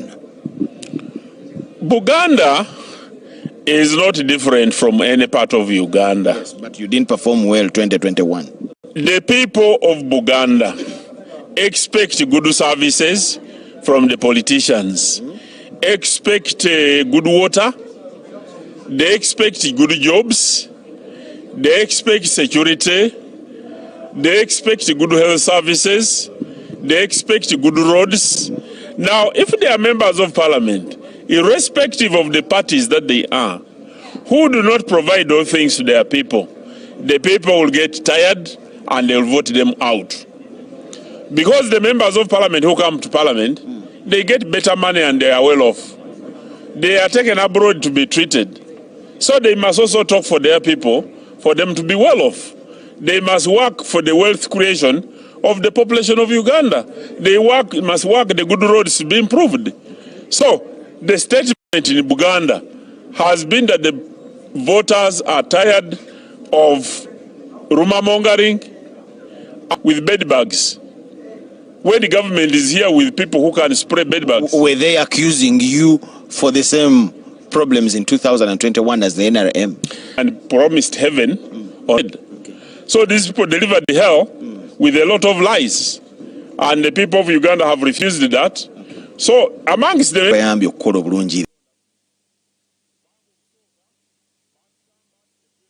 All right, welcome back from that interview of Rombo from the NRM party. Now, at this point in time, definitely UBC UG goes to the polls, and it's that time I get to hand over to the newsroom, but we'll be right back with Honorable Mike Sebalu to speak more into the matters and events as they unwrap. And we'll definitely look forward to a conversation from the chief mobilizer, Honorable Seninde, she'll be speaking with us a little later on, and former EC chairperson, Badru Chigundu, will also be having a conversation with us. Looking forward to those conversations, but definitely so looking forward to what the newsroom has in summary, of course, with what's happened, but of course, most importantly, the updates coming through as to who has won, who has lost, and if the numbers have increased for the different parties in regards to parliamentary representation. It's UBC TV that you are watching. UG goes to the polls 2026, and definitely eager to serve you, definitely eager to give you all the information that you need as it comes through and indeed as you receive it. Thank you so much for being on as well. For those who are sending text messages to our text number, thank you so much for notifying us and allowing us to be your company in your living rooms, especially as you spend time home in this rather forced or long holiday, but one that has allowed you to relax on just your screen, getting back a bit to the analog, seeing as in Uganda it's quite dark with no internet whatsoever. It's a good afternoon, about 2 minutes after 1 p.m. And indeed, it's that time that I get to hand over to the newsroom. Good afternoon. Indeed, indeed. It is a wonderful afternoon right here at Broadcast House on Nile Avenue. And thank you so much for taking us through the morning session. Right. And thank you so much for the updates. And indeed, we have a lot in store for you, Uganda. Today is the final day. I would say, should we call it Judgment Day? But today is the final day when Uganda will be announcing the head of state or new head of state for the next 5 years. I'm Loreen Masika Kazimoto, and of course I will be joined with my colleague Edward Kijanangoma Rukidi. He will be joining me later on in just a few, actually. Now, we have a lot in store for you when it comes to the updates of the presidential polls that happened on Thursday. Thursday, the 15th of January, Uganda took to the polls to elect or to vote for their the new president from 2026 to 2031. And from what we're looking at from the EC, the latest updates from the Electoral Commission, President Yoweri Museveni has taken a commanding lead in the Thursday's presidential elections, well ahead of his main challenger, Robert Kyagulanyi of the National Unity Platform. Now, Museveni dominates with 71% of the votes as EC tallies 93% of the polling stations. Robert Kyagulanyi is in a distant second with 24.46% of the total results as so far released. Let's show you an update on that.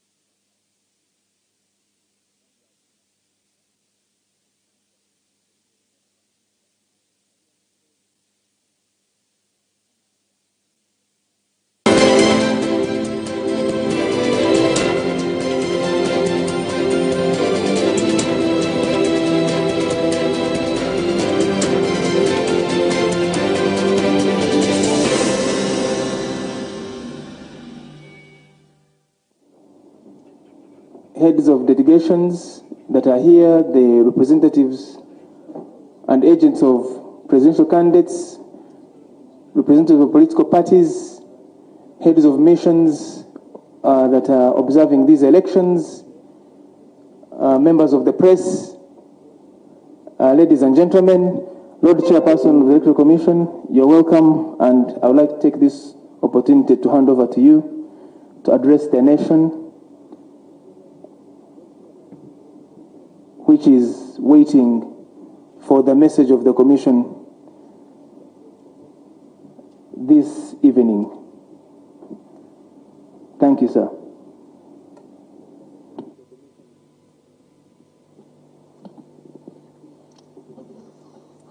Thank you, and good evening, our distinguished guests who are here, and the fellow Ugandans who are watching us on the various TV channels.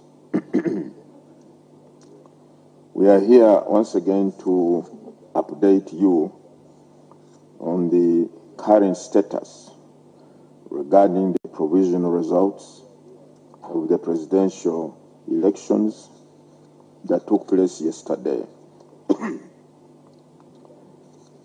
Now, this session is the fifth we are making since yesterday in releasing the provisional results. Registered voters remain 21,649,067. The total number of polling stations, 50,739. Total number of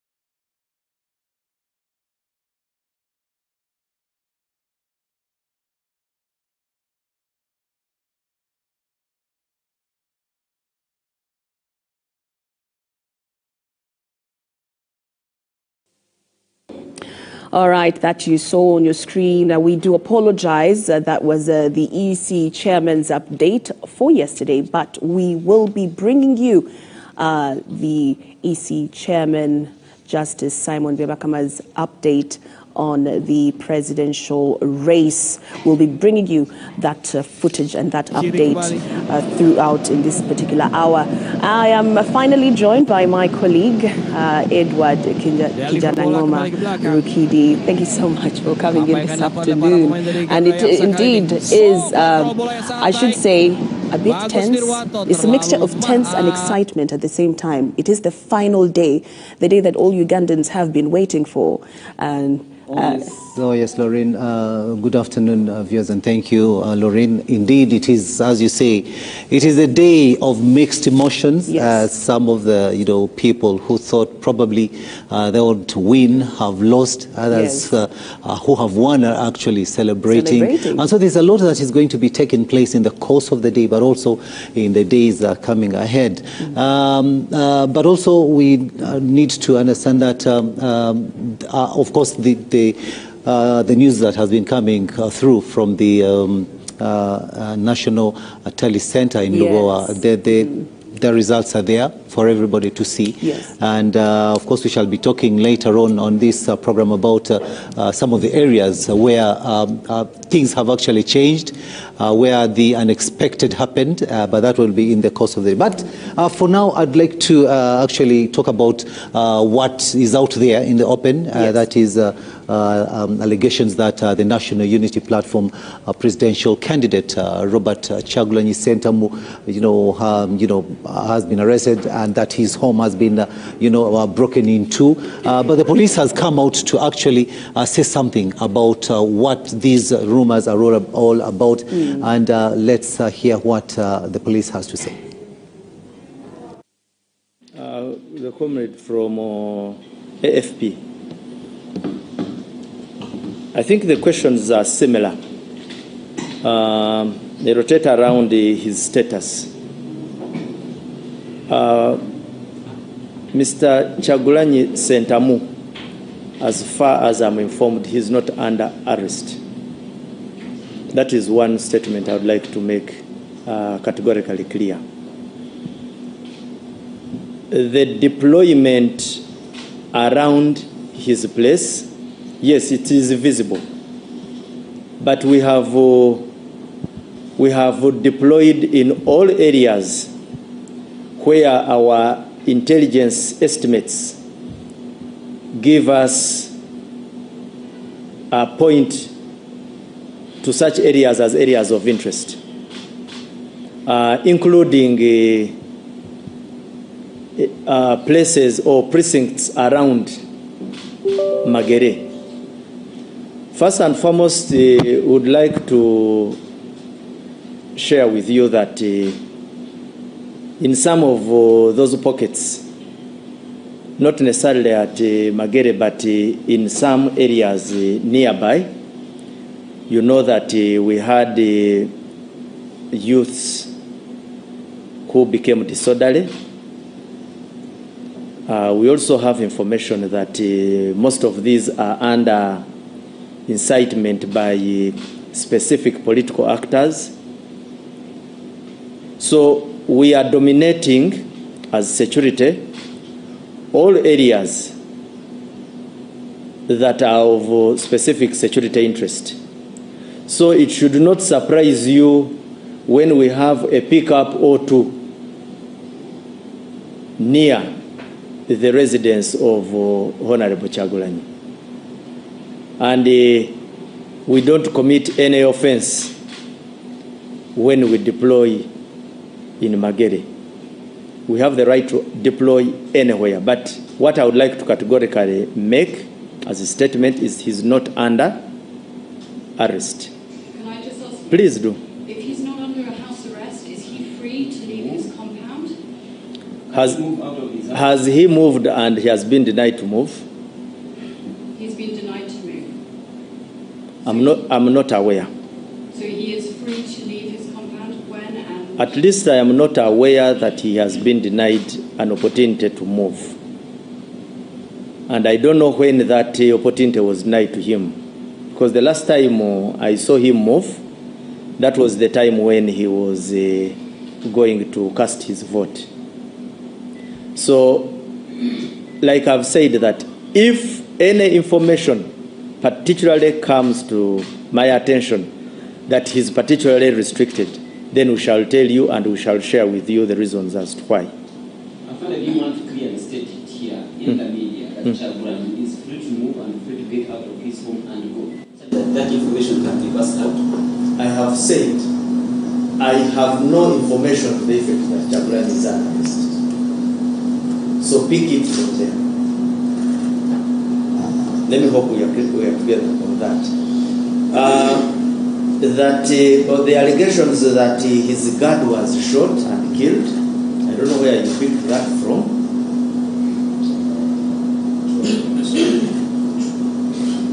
Yeah, you can see, and you know the quality of social media in the world today. It is full of very serious allegations, very unverified, and very insightful. I think let's always pick information from credible and reliable sources. Because what we know is that most media spaces, especially social media, the diaspora, are simply trying to create that kind of insightful picture. So that allegation cannot be true. Yes. As to whether public can access him, first and foremost, like we have told you, we have controlled access in areas we feel are security hotspots. We have not necessarily denied people from accessing him, but we can also not tolerate instances where people use his premises to gather and cause unnecessary violence or incite violence.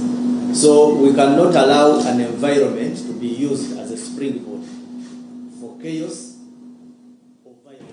Yes, police spokesperson Chituma Rusoke giving you an update on security and more so making a clarification on the alleged arrest of Robert Kyagulanyi Ssentamu, the presidential candidate for the National Unity Platform.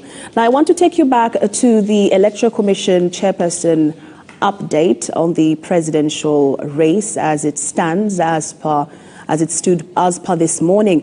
Remember, the Electoral Commission gives an update on how the race is going every after 3-4 hours, and we're expecting another update at around 2 p.m. But I take you to the update that happened earlier on today morning.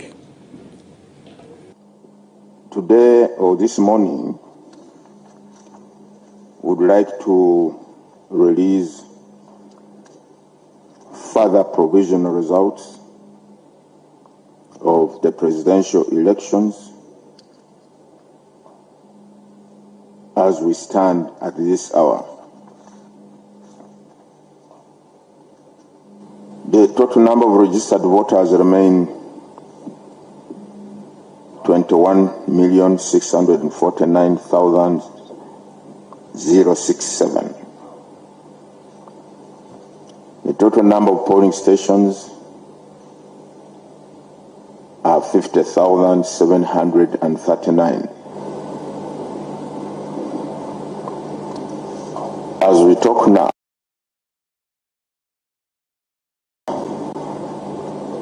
the total number of police stations from which we have obtained the results are 47,499, representing 93.61% of the total number of polling stations across the country. The performance per candidate is as follows. Bulira Frank Kavinga, 44,328, representing 0.42% of the valid votes cast for the candidates. Kasvante Robert, 32,224, representing 0.30% of the valid votes cast. Kyagulanyi Ssentamu Robert, 2,601,150.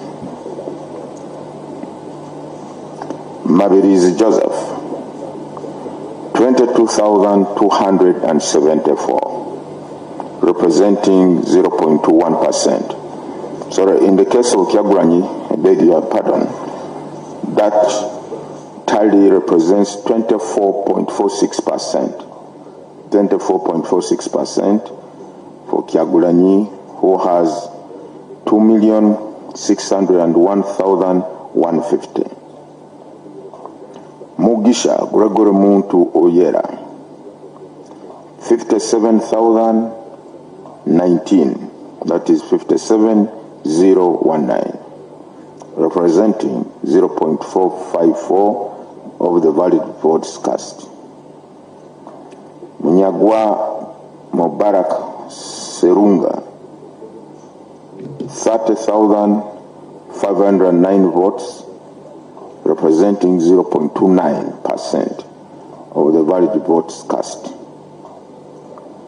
Nandala Mafabi James Nathan, 202,802, representing 1.91% of the valid votes cast for the candidates. Yoweri Haburwa Kaguta Museveni, 7,643,778 votes, representing 71.88% of the valid votes cast. The valid votes in total for all the candidates are 10,634,084. Invalid votes 264,015. 264,015, representing 2.42% of the total votes cast. The total votes altogether, 10,898,099, representing 50.34% of registered voters. Spoiled votes, 38,223. This is the current update.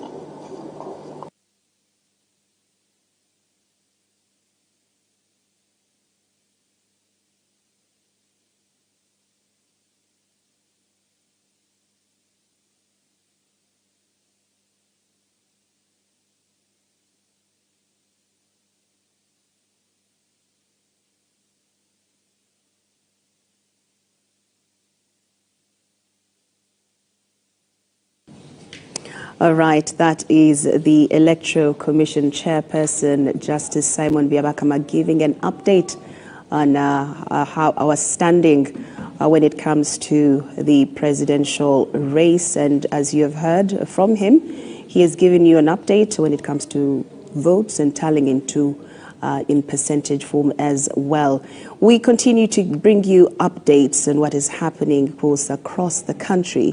And of course, we have heard, Edward, a lot of celebrations here and there. It's mixed feelings, you know. We've been getting updates from some of our reporters who are in Kololo, at the Kololo Tally Center. Updates are coming in real hot. So don't dismay. We still have a few more hours to go. And yes, indeed, we still have about 3 hours to go until the president is finally announced. And you did correctly, as you've put it, celebrations going on in different places across the country because some people have already known their fate. Those who have won are actually celebrating, and you know, the returning officers continue to announce winners of the directly elected members of parliament and district women representatives. And the thing, Laureen, is that several long-serving members of parliament have actually lost their seats, and this is a clear wave of closely contested parliamentary seats in as far as voter delivery is concerned, and this is a surprise. But you know, candidates of the National Resistance Movement, several of them have actually registered significant gains, defeating incumbents. If you allow me, I could read some of these people that have really, you know, made it We have the latest updates regarding the parliamentary representatives. We have to ACJ Stephen of the NRM, who has won the Buyaga East, while Dennis Namara, who also of the NRM, has taken Buyaga West seat, with Naziwa Margaret, also of the NRM, winning Kagadi Women Member of Parliament seat. Meanwhile, Matia Kaseija of NRM is retaining his seat. Then we have Buyanja County in Kibale District,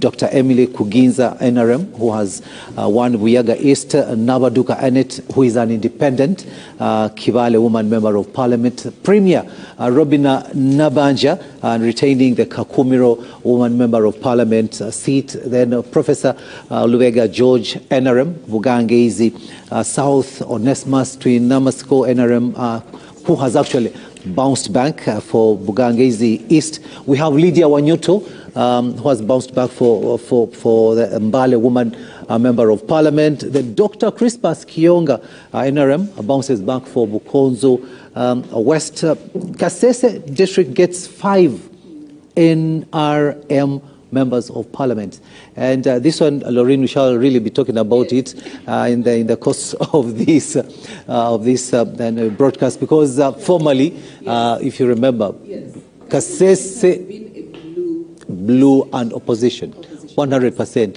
But today, when this is happening, this is it's now yellow. This is big news. So this is big celebration for the NRM party. Exactly, and of course we're talking about celebrations here. Yes, 5 MPs, yes, all NRM. It is something people are going to celebrate. Then also we have all FDC MPs have lost in Kasese District, as we've just been talking with my colleague here. Then we have. Of course, that means candidate Yoweri Museveni has taken Kasese. NRM has taken Kasese. Then we have Dr. Rude Amande, who has won Bukonzo East seat. Kambale Ferigo retains Kasese municipality seat. Itungu Sara has won a Kasese district woman seat, and Kitenywa Sowedi has won Busongora North. Other people we can talk about are Professor Ephraim Kamuntu, who has taken Shema South, and also he is NRM.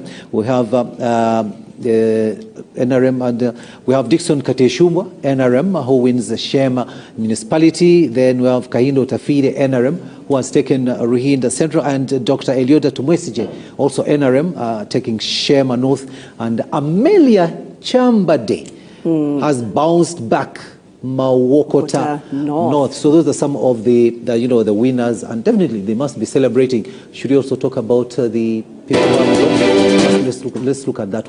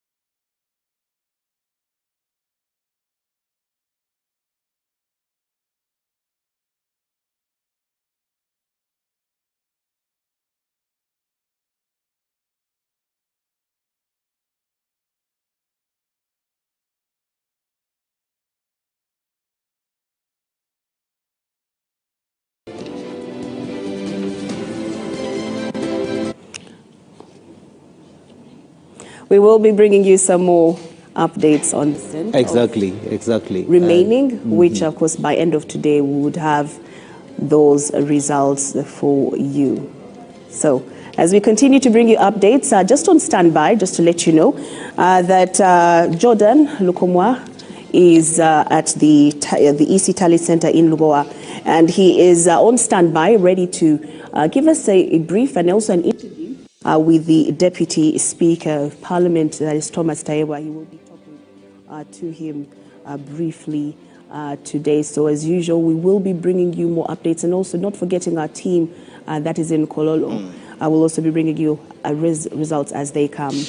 Yes, we thank you so much for keeping it UBC TV. We are still coming to you live from Lubowa, and that is much in the Sabagabo, Wakiso district, where the Electoral Commission is holding the national tallying of the presidential results as per the electoral process. We expect the final announcement today. And as we wait for the other update at 2 p.m., we are talking to different stakeholders as per the electoral process. Now, we are privileged to have a chance to talk to the Right Honourable Deputy Speaker of Parliament, that is the Right Honourable Thomas Tayebwa. He is also an NRM member. They are winning. We want to know, just to get his view and a number of other issues. Right Honourable, we're delighted to have you on UBC TV live. Thank you. What would be your comment about the whole process from nomination till where we are? What observation have you made? Number one, at first thank Ugandans, because I've seen the provisional results as we await the final announcement. Thank Ugandans for putting trust in our president, in our party chairman, and our party, our flag bearers.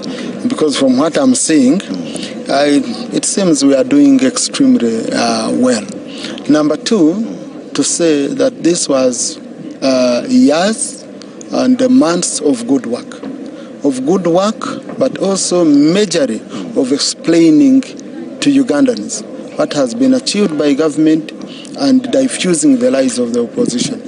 And no one could do this much better than His Excellency the President, who repeatedly focused on a very strong message. Because you know how difficult it is to stand with someone who just says we are protesting, that is a protest vote. Because you see, if it's a contest, you want to weigh someone's manifesto against yours, you respond. But we even had no way of responding to a protest manifesto, because the issue was we are protesting. Now, that made His Excellency the President, our candidate, to focus majorly on explaining to Ugandans that whereas these people are protesting and seem not to know what we've achieved as a country, there are gains, very clear gains, that we must protect and consolidate. And then as we look forward to a much better Uganda. So I'm really excited, and I think that was a differentiating factor. Yeah. Honorable, you are an MP and protesting does not build a country. Protesting does not. But giving a clear program, a very clear manifesto, builds a country. When I'm voting against hope.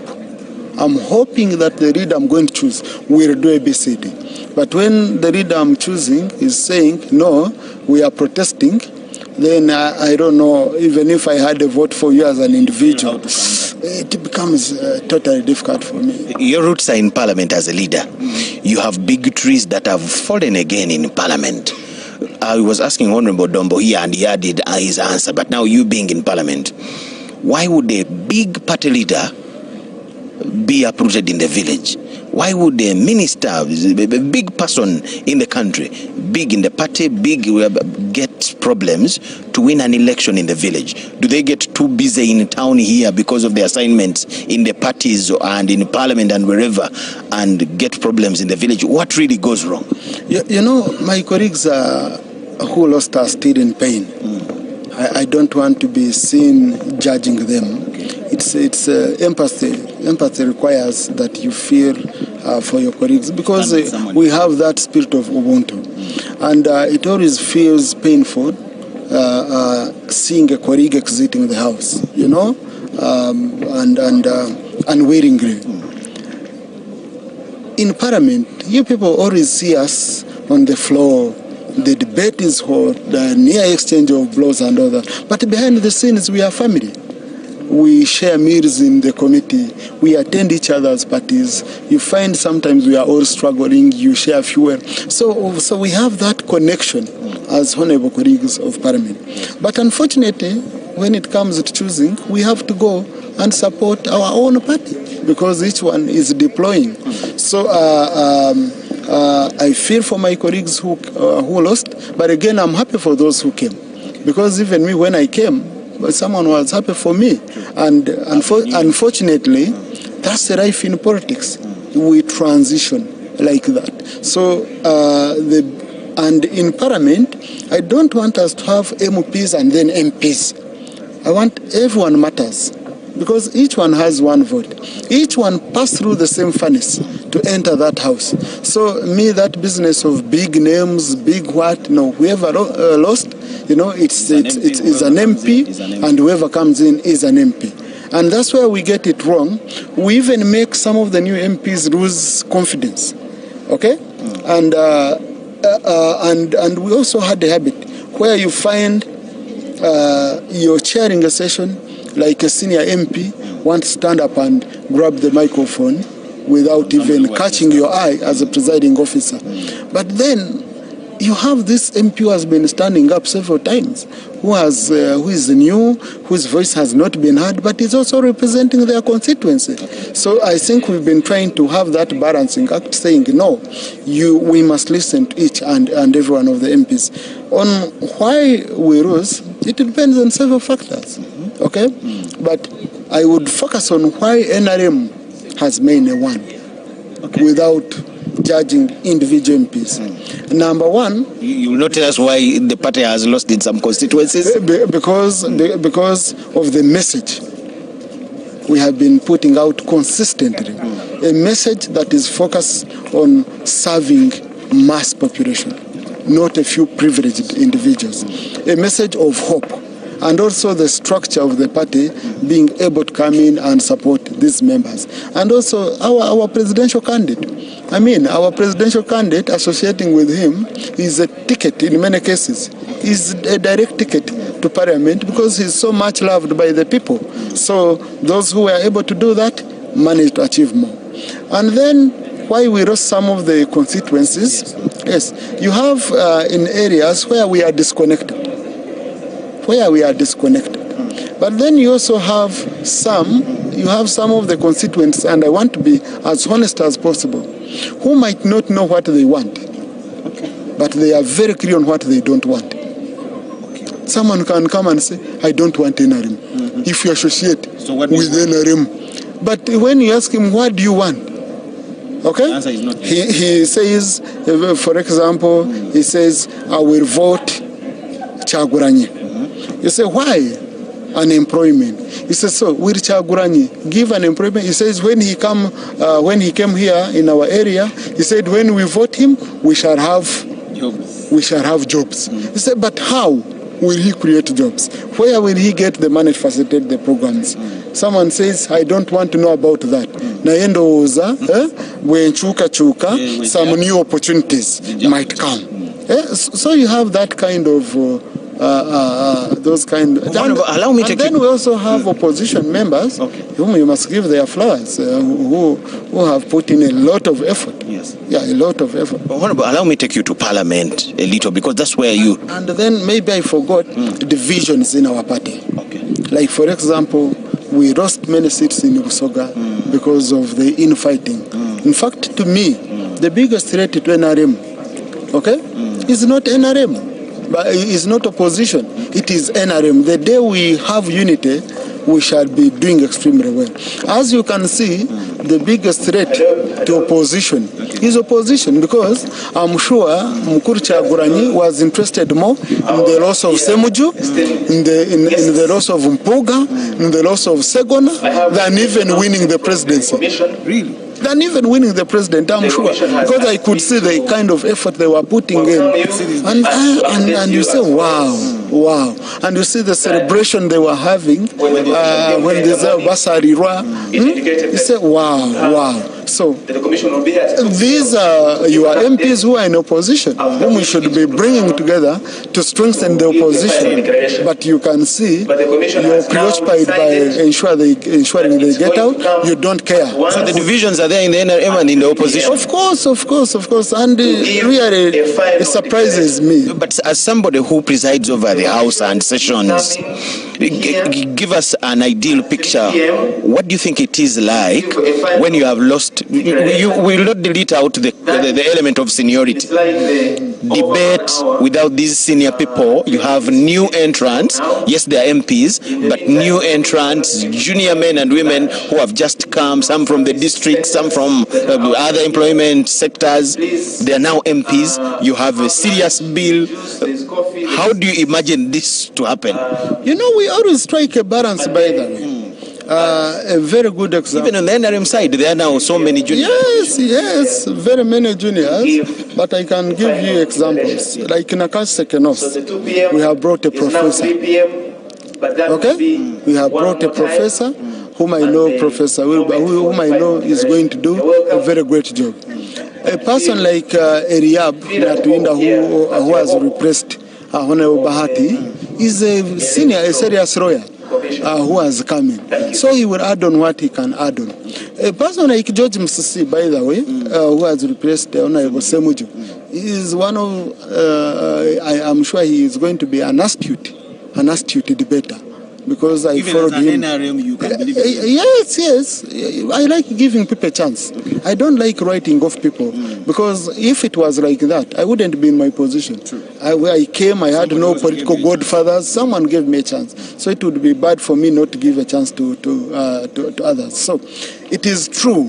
There are seniors whom we've been running to, okay? Especially for mentorship. Yes. And also even me as a deputy speaker, I can tell you, like the Honorable Katuntu Abudu is an encyclopedia of rules of procedure.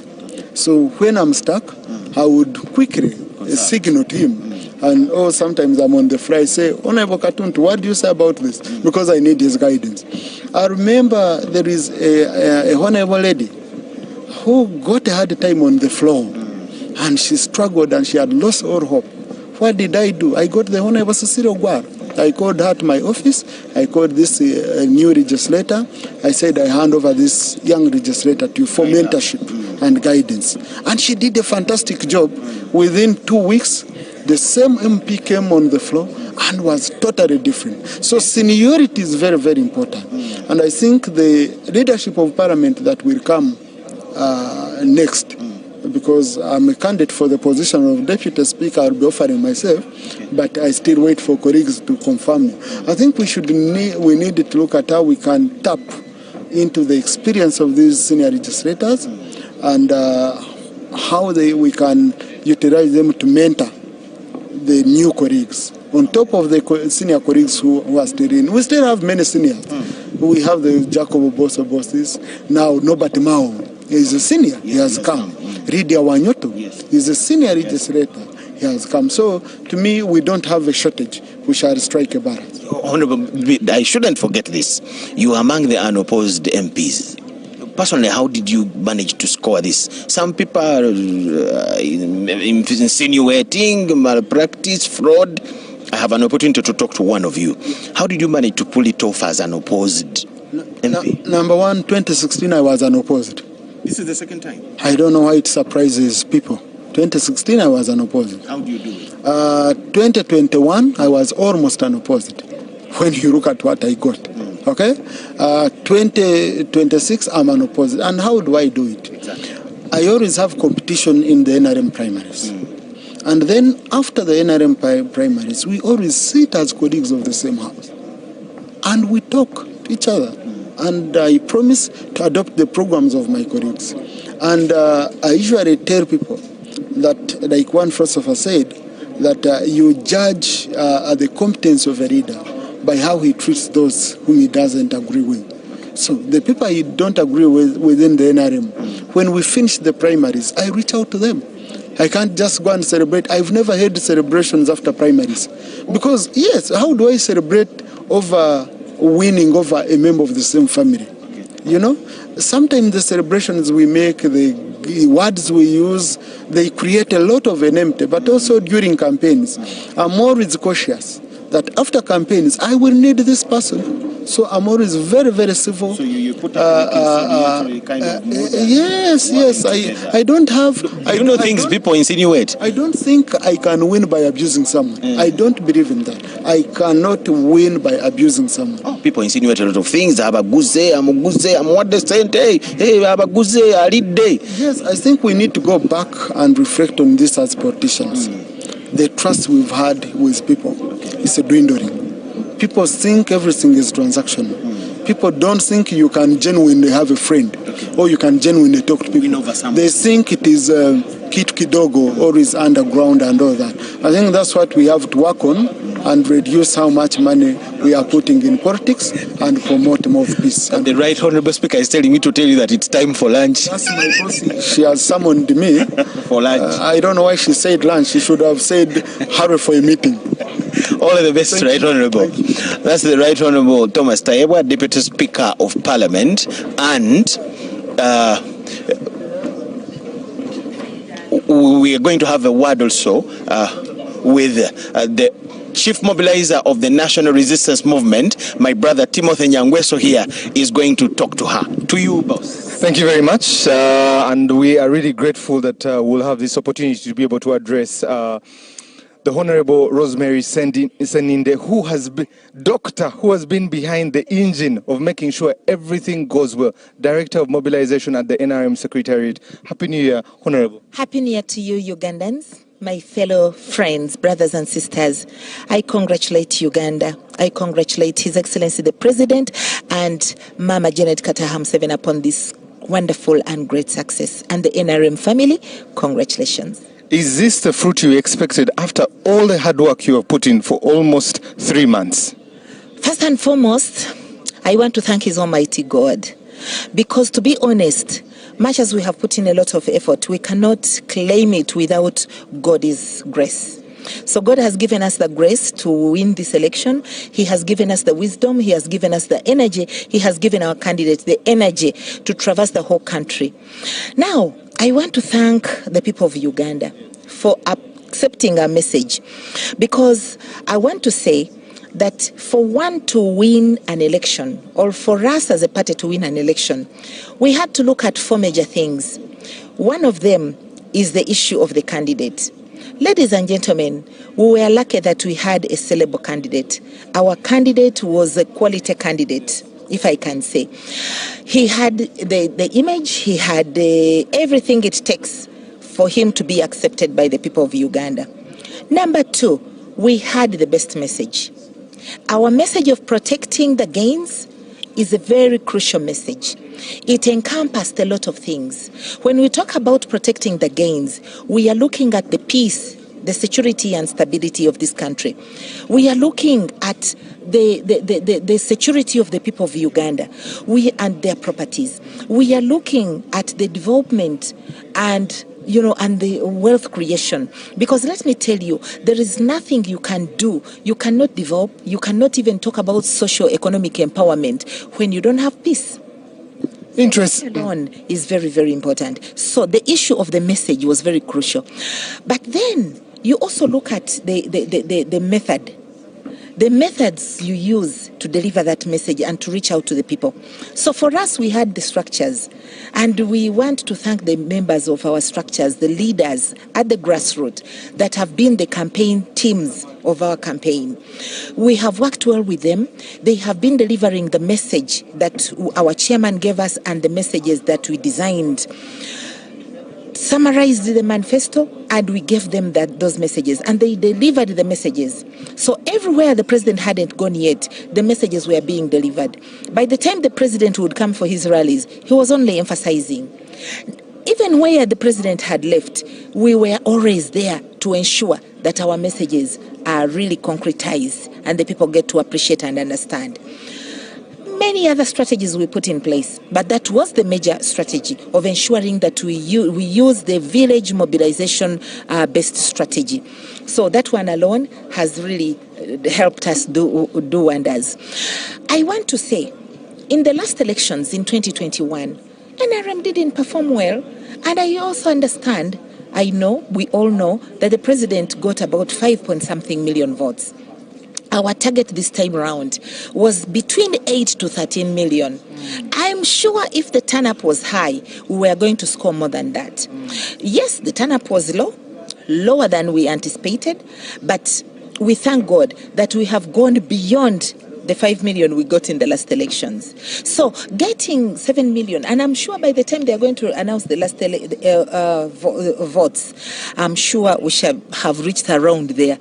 We shall be nearing 8 million. To me, I think we have made it. God has made it for us. Look at Uganda. Look at Kampala. Look at Central. In the last election, we almost totally lost the Central region. Actually, the entire Central was colored red. Maybe the people were convinced by what our counterparts had convinced them, but I'm very glad that the people of Uganda have been able to appreciate that the heaven people promised them on earth did not come to pass. So the people woke up by our messages, they woke up by the things the president has done in the last term, in the term we have concluded, because we must appreciate that President Museveni implemented, and the NRM government implemented our manifesto that we are concluding, which had in it the PDM, the parish development model, which has helped Ugandans. People of Uganda have realized that the government can do that much to empower them and help them move forward. Because it is through the PDM, people have been giving testimonies how they have been able to use that 1 million to develop, to even employ others.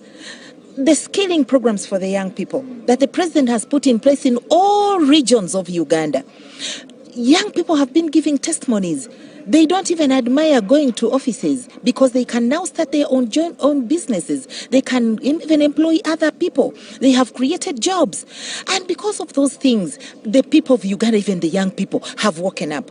I want to tell you, my brother and our dear viewers, when many people realized that the young people had registered to about 13 million, between 18 years to about 35 years, everybody would say, when the young people get confused, because we have always believed that there are times when our young people can be swayed. But to be honest with you, if you look at these elections, the story has been different. Even the young people have been a blessing to us.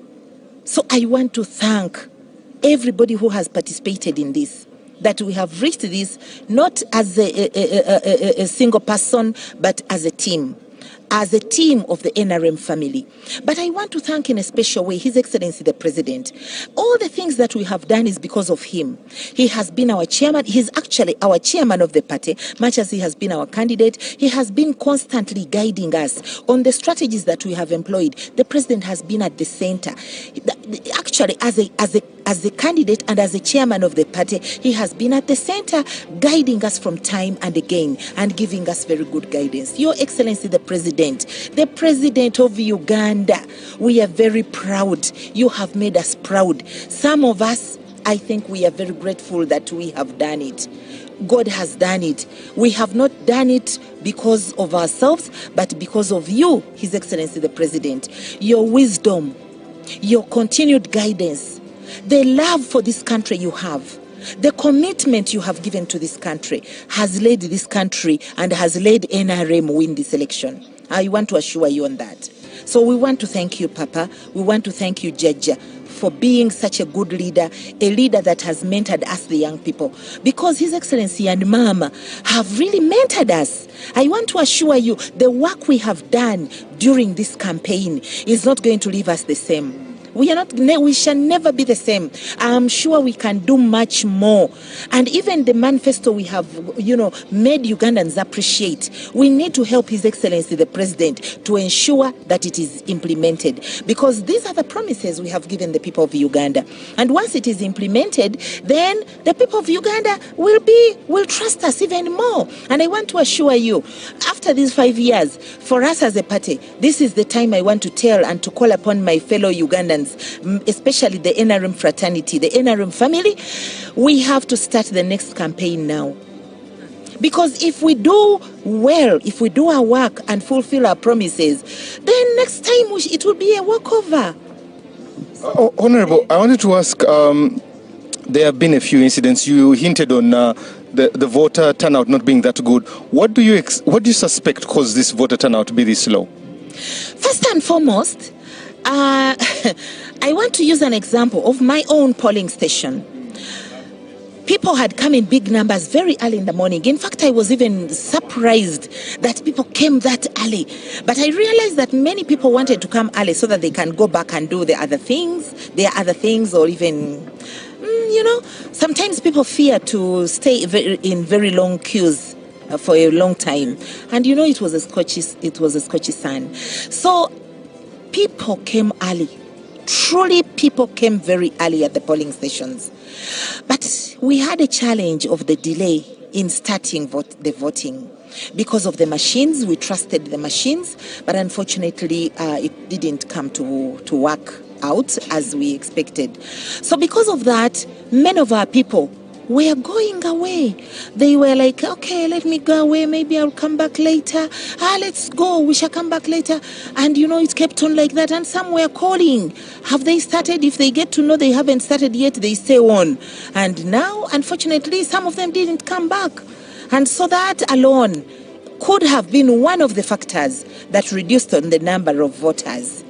Honorable, my last question to you is that out of the 26 districts of the Buganda region, you have split it into half, 13. But also, how do we galvanize this country? Regardless of what color they chose, whatever they chose, you are going to have the social contract to be able to run this country. How do you bring this country together? It is a responsibility of all of us, my dear fellow Ugandans. It is a responsibility of all of us. If we love our country, we need to work together as a team to bring the country together. First of all, as a party, I must appreciate that we had independence. And because of this independence, of course, there was divisions, conflicts here and there. And those conflicts generally affect not only the party, but they affect even our followers. So at the end of the day, we get challenges even in implementing and fulfilling our promises to the people. You as an individual, as a member of parliament, if you, for example, our people have to trust you, that you'll be the spokesperson of the people in parliament. But if these challenges are there, then sometimes you fail on your responsibility. So I think the onus is on all of us to ensure that we urge those who have not made it to remember there is always a winner and a loser. Now, if you have not won this time, it does not mean you have to antagonize Uganda. If you have not won this time round, it doesn't mean it's the end of the world or the end of Uganda. No, the country has to move on. So just remember, it is God who chooses leaders. So believe in that and know that maybe you'll get a chance another time. So can you come back and we work together and we unite our people together? Maybe they will appreciate you and they will be able to give you votes another time. But this time round, there are specific people God has given the blessing. So let's allow them to work, and then maybe another time it will be our turn or your turn. So this is my call to the people of Uganda, more so those who have not been able to make it. We have to unite the country together. Because Uganda is today for all of us. Tomorrow it has to be for all of us. And we must also remember, and I want to urge our parents and the young people. The young people are saying they want to be the leaders of tomorrow. But how shall Uganda believe in you and trust you if you are the kind of people who are antagonizing the peace and the stability of this country? You are the people who are coming out to throw stones at people's cars and to say you are coming to demand for your votes. The people of Uganda have spoken, and they have spoken peacefully. The president and the government of NRM have kept the peace during this campaign and during this election. And you see, even those whatever has happened during the campaigns, it's because there has been lack of complying with the guidelines of Electoral Commission. If they say don't pass here, don't go with a convoy to your rally, and you decide to bring people from Kampala to Masaka, to where doing gari, going throwing and stealing people's things, what do you expect? If you are the people who are throwing stones at security personnel a person who has a gun and you want to throw stones at them, those challenges, of course, would happen. But all in all, I think it has been a very peaceful election. It has been a peaceful and fair election. That is why we are all here. I have seen the opposition members here who have come to observe, who have come to confirm what exactly has happened. Otherwise, if it wasn't a free and fair election, maybe they wouldn't be here. They wouldn't be here. They would probably say, we shall not come because we have not, it hasn't been free and fair. But because of that, they are all here. Even in Nupa, I have seen them here. Everybody I have seen here. So I want to thank His Excellency the President, President Yoweri Museveni. May God bless you. May God give you energy. May God give you wisdom to lead this country for these 5 years. And I have no doubt the President is going to set the country even for a better future. So that's why Ugandans have entrusted him with this responsibility. I want to thank NRM once again. I thank the Secretariat. I want to thank our teams that have led this campaign. I want to thank SEC, our Central Executive Committee. I want to thank everybody who has participated, all our pressure groups, more so our structure leaders. We respect you because you agreed to take up the mantle and you have fulfilled it. We have won Uganda. To me, we have won Uganda. The mere fact that in the last election it was all painted red, and this time it is and I'm sure by the time they complete the announcement, we are going to be beyond the 50% win in Uganda. To us, that is good enough for now. But for the future, it will all be painted yellow. By God's grace. And remember, I want to be very proud because we divided ourselves, members of the Secretariat, and even we incorporated other team leaders. For example, Mama Wandera Kazibwe was the one heading Busoga sub-region, and others were really heading other sub-regions. I was personally heading Kampala and Wakiso sub-region with the Honorable Mike Sebalu was my assistant. But I want to tell you, I'm very proud.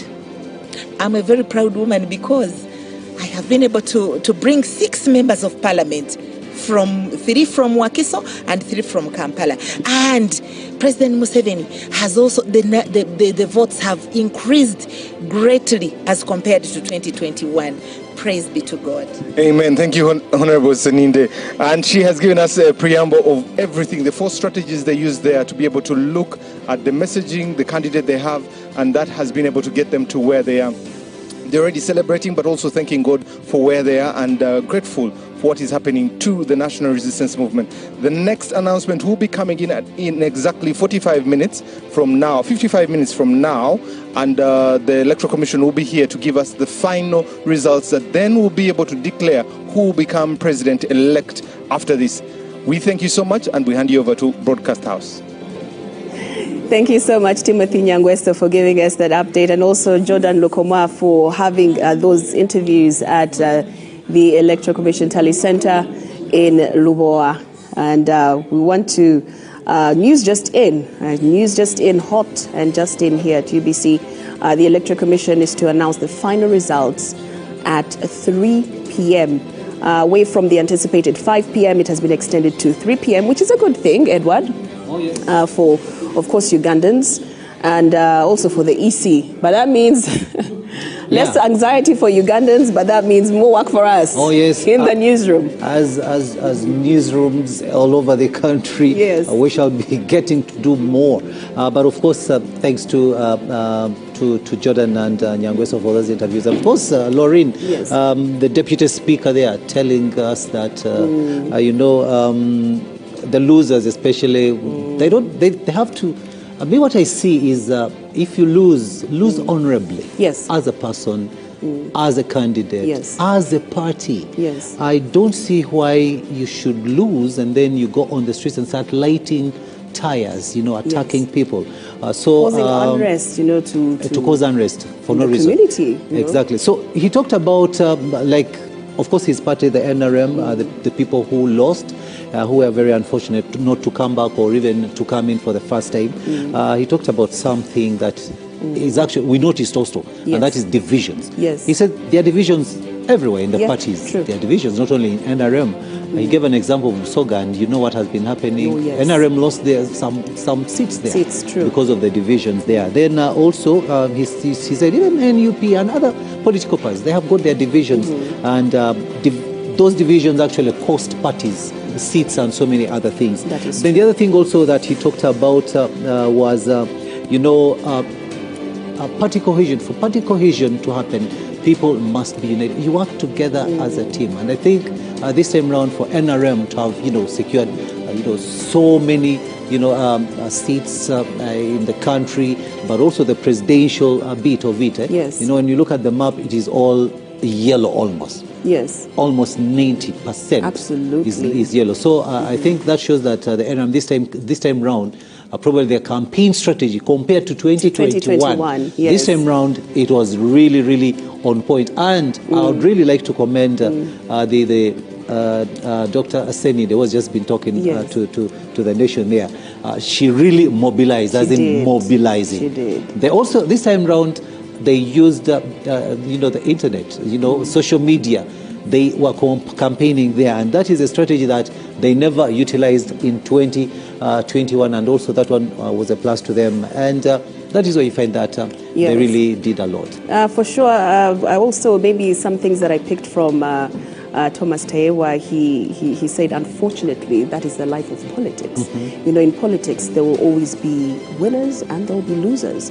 So it is, and everybody goes through the same furnace. That's what he also Even today, we're going through that. I mean, when you look at football, Arsenal, Man U, someone will have to win.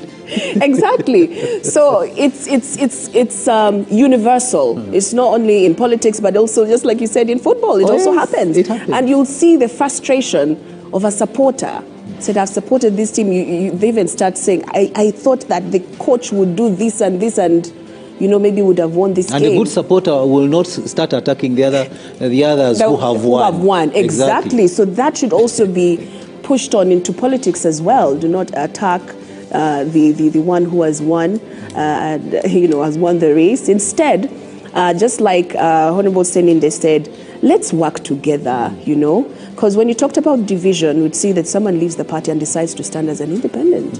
And, that you start to create that division within the party. And also, Lorraine, sorry to cut you, what you have just talked about, you come in as an independent, but, leaning to your party, but then you lose again as an independent. Imagine the frustration. It's a double loss. Frustration is that yes, the frustration. We understand. However, at the end of it all, you go there, to become a member of parliament, not to serve your own interests, indeed, but to serve the interests of the people who have sent you, exactly, for the interests of the country. That is something that we should actually let them not forget that. Actually, exactly. That is when you're campaigning, when you want to go to represent people in parliament. True. The major thing that you should look at is, why am I going to parliament? Indeed.